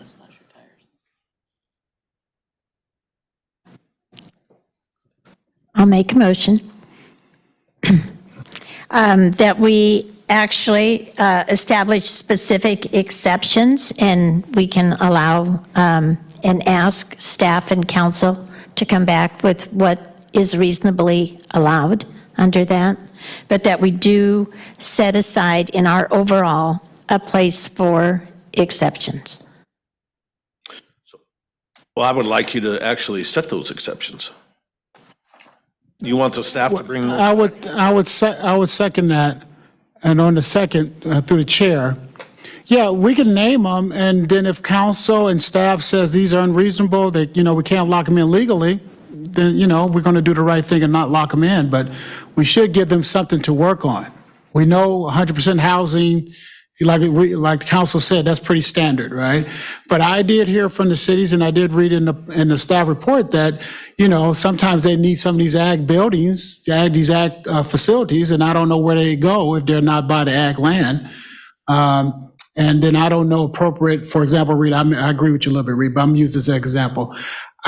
When I heard the guy say, well, they got to donate 20 acres for the school district, I felt they were just doing that to kick the development, goodwill, right? But that cost was being eaten up by someone else, right? Probably eventually homeowners and really the affordable housing owner, the rental, because it's going to be passed on. But if there's no legal way to do it, there's no legal way to hold them to that, then we should know that, and then we'll just scratch it off the list. So, try to do what you want, Chair. Name a couple things, and if they don't stick, they don't stick, but we do have the exemption policy. Maker of the motion? So what I heard was 100% affordable. I heard land for schools, and I heard agricultural related businesses. So do we have a second on the motion? Commissioner Church has a question on the motion. Oh, I can't see it. Okay. Yes, I second it. Okay. Oh, thank you. Thank you. just a point of clarification. So for the maker of the motion, the Salinas Valley cities are requesting ag-related production and food processing plants. And also, just for clarification on housing, they're also requesting housing development that enables a jurisdiction to meet its RENA numbers. So while, and Mayor Velasquez and I are, saying potato in terms of 100% affordable and whatnot, I do think the language for being able to meet the RENA numbers should be part of that language for the exception. No, because you might as well include the entire development at that point. Yeah, and then we're not mitigating but 0.2 to 1 ag land mitigation. We're not getting any ag land mitigation at all. Through the chair, though. Through the chair. Sure, have at it. That's why I thought we were going to send it back to staff and let them come up with those objections, right? Because sitting here right now, I think the only one that's going to make it through there is the 100% affordability.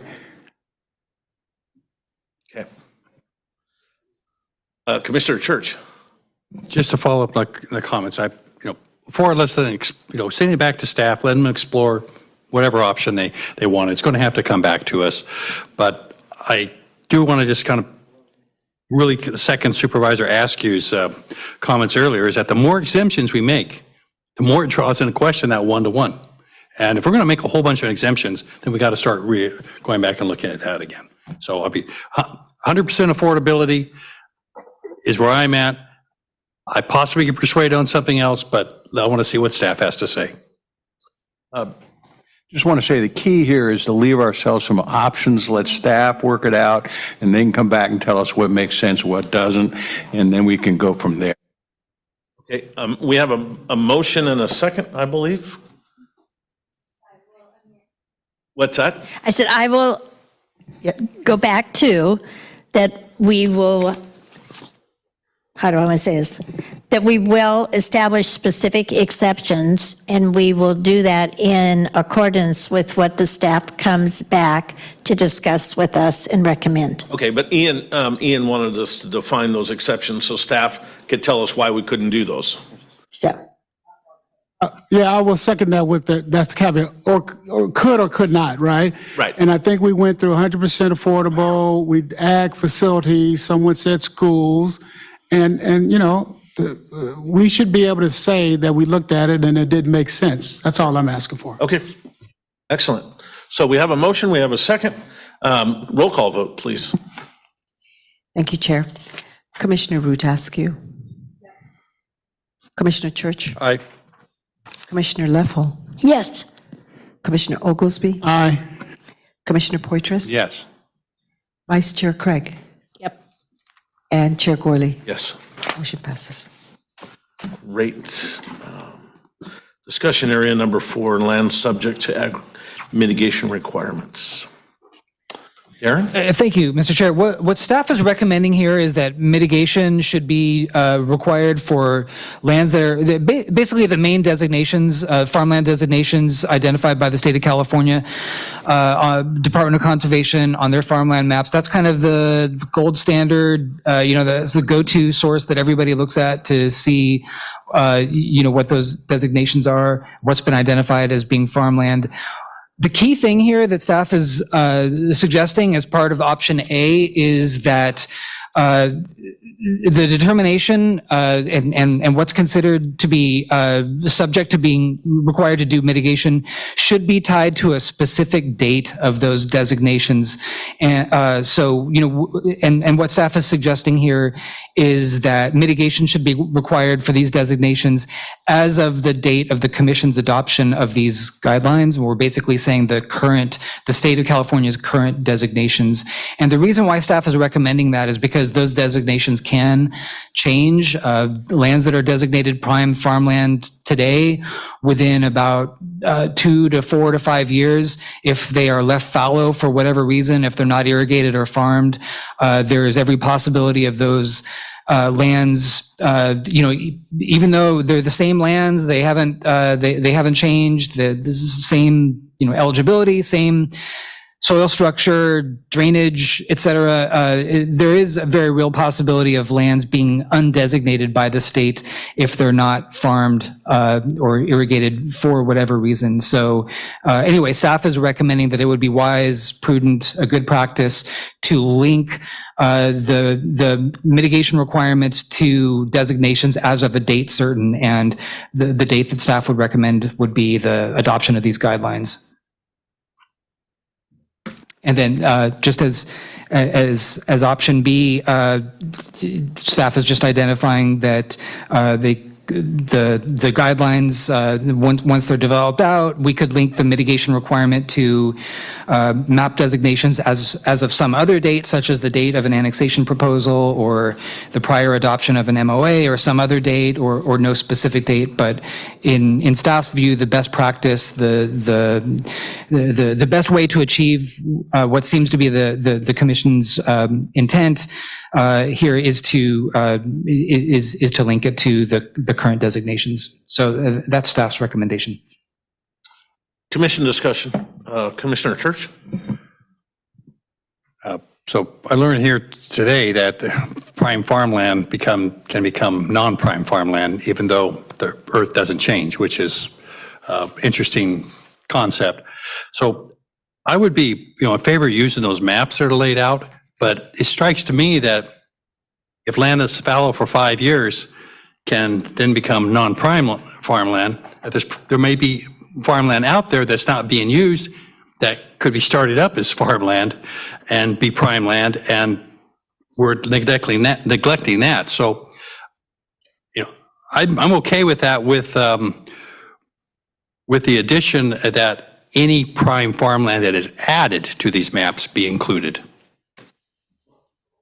And I'll make a motion out of that. Commission discussion? I'll second the motion. Are you talking about B? A. You're talking about A. So any well, it would be today's date of the maps, and then any future prime ag land that's added to the maps instead of pulled away. And I think, I second the motion. Okay. Commissioner Oglesby? I guess a very technical question. How do you remake it? How do you make it prime land? Prime, but it's possible. Just start, what is it? Drill a well and go. Well, I mean, you have water, but just start farming it, I guess. Okay. And then what is the process for it to be, get back onto the map? Do we call the state, or someone comes down, or it's just It's a little bit of an arcane process, but that's okay. I don't need to know it. But the state of California goes through and they look at maps. They've got people. They look at aerial photos. They do field surveys. That's something they do on a rolling basis. Commission discussion on the motion. I just have a question, if I may, Chair. How often is land that was fallow turned into prime land? I don't know. It's probably not that often. And to kind of put things in perspective, if you look at the farmland maps, and we actually have some here in the binders from November 27th under attachment 3, about midway through that, under tab 3, we have these farmland maps. And if you look at Gonzales, Salinas, the main Salinas Valley cities, especially the ones where we're anticipating changes, annexation proposals in the foreseeable future. If you look at areas that are within their existing sphere of influence, I think for the most part, it's prime farmland, some statewide importance. I think there's a tiny bit of unique farmland. I don't think there's any significant amount of grazing land or those types of designations that have the potential to get kind of upgraded to prime farmland if they were to be disked and irrigated. I think for the most part, it is already prime farmland if you look at those maps. All right, thank you. It seems to me if there were prime farmland out there, it would already be farmed on. Yeah, for the most part, but it does happen. There are areas outside of Marina that were kind of fallow grazing land or pasture land or something like that and have come under cultivation in the last few years. So it does happen, but probably not very much. Yeah, I mean, you could look at all the foothills in the central Salinas Valley, Gonzales, Soledad, everything that's now going into vineyards or avocados or citrus. And then, of course, deep south, down by Bradley, southern tip of Monterey County, there's several thousand acres now that are all vegetable crops. So it's pretty incredible if you've got water. Mayor Craig, go Thank ahead. you. I'm just wondering if it makes sense to include some language in option A as we're talking about it. In general, ag mitigation should be provided for lands being annexed that are designated as either prime farmland or farmland of statewide importance on the State of California Department of Conservation's important farmland maps as of the date of the Commission's adoption of LAFCO's ag mitigation implementation guidelines. I'm wondering if we should be clarifying that it's at the time of annexation application, and then that way it stays current for the project. I agree with that. So we would have to change our motion then, right? We have a motion and a second on the floor. So would that be a friendly amendment? Requesting a friendly amendment of the maker of the motion.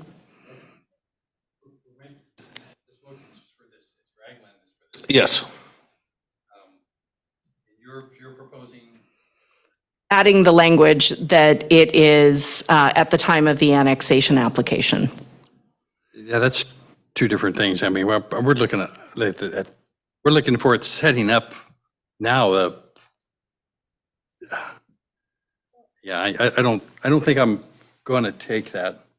I think what we Unless I'm So could I, Supervisor Church, I think it addresses what you were saying, that if land is put into production or it changes, that this would actually incorporate that in, because it's not from the time we're adopting the guideline, which is today or January, but it will be at the time of the annexation of each annexation request. So whatever is on the maps at that time it would then match.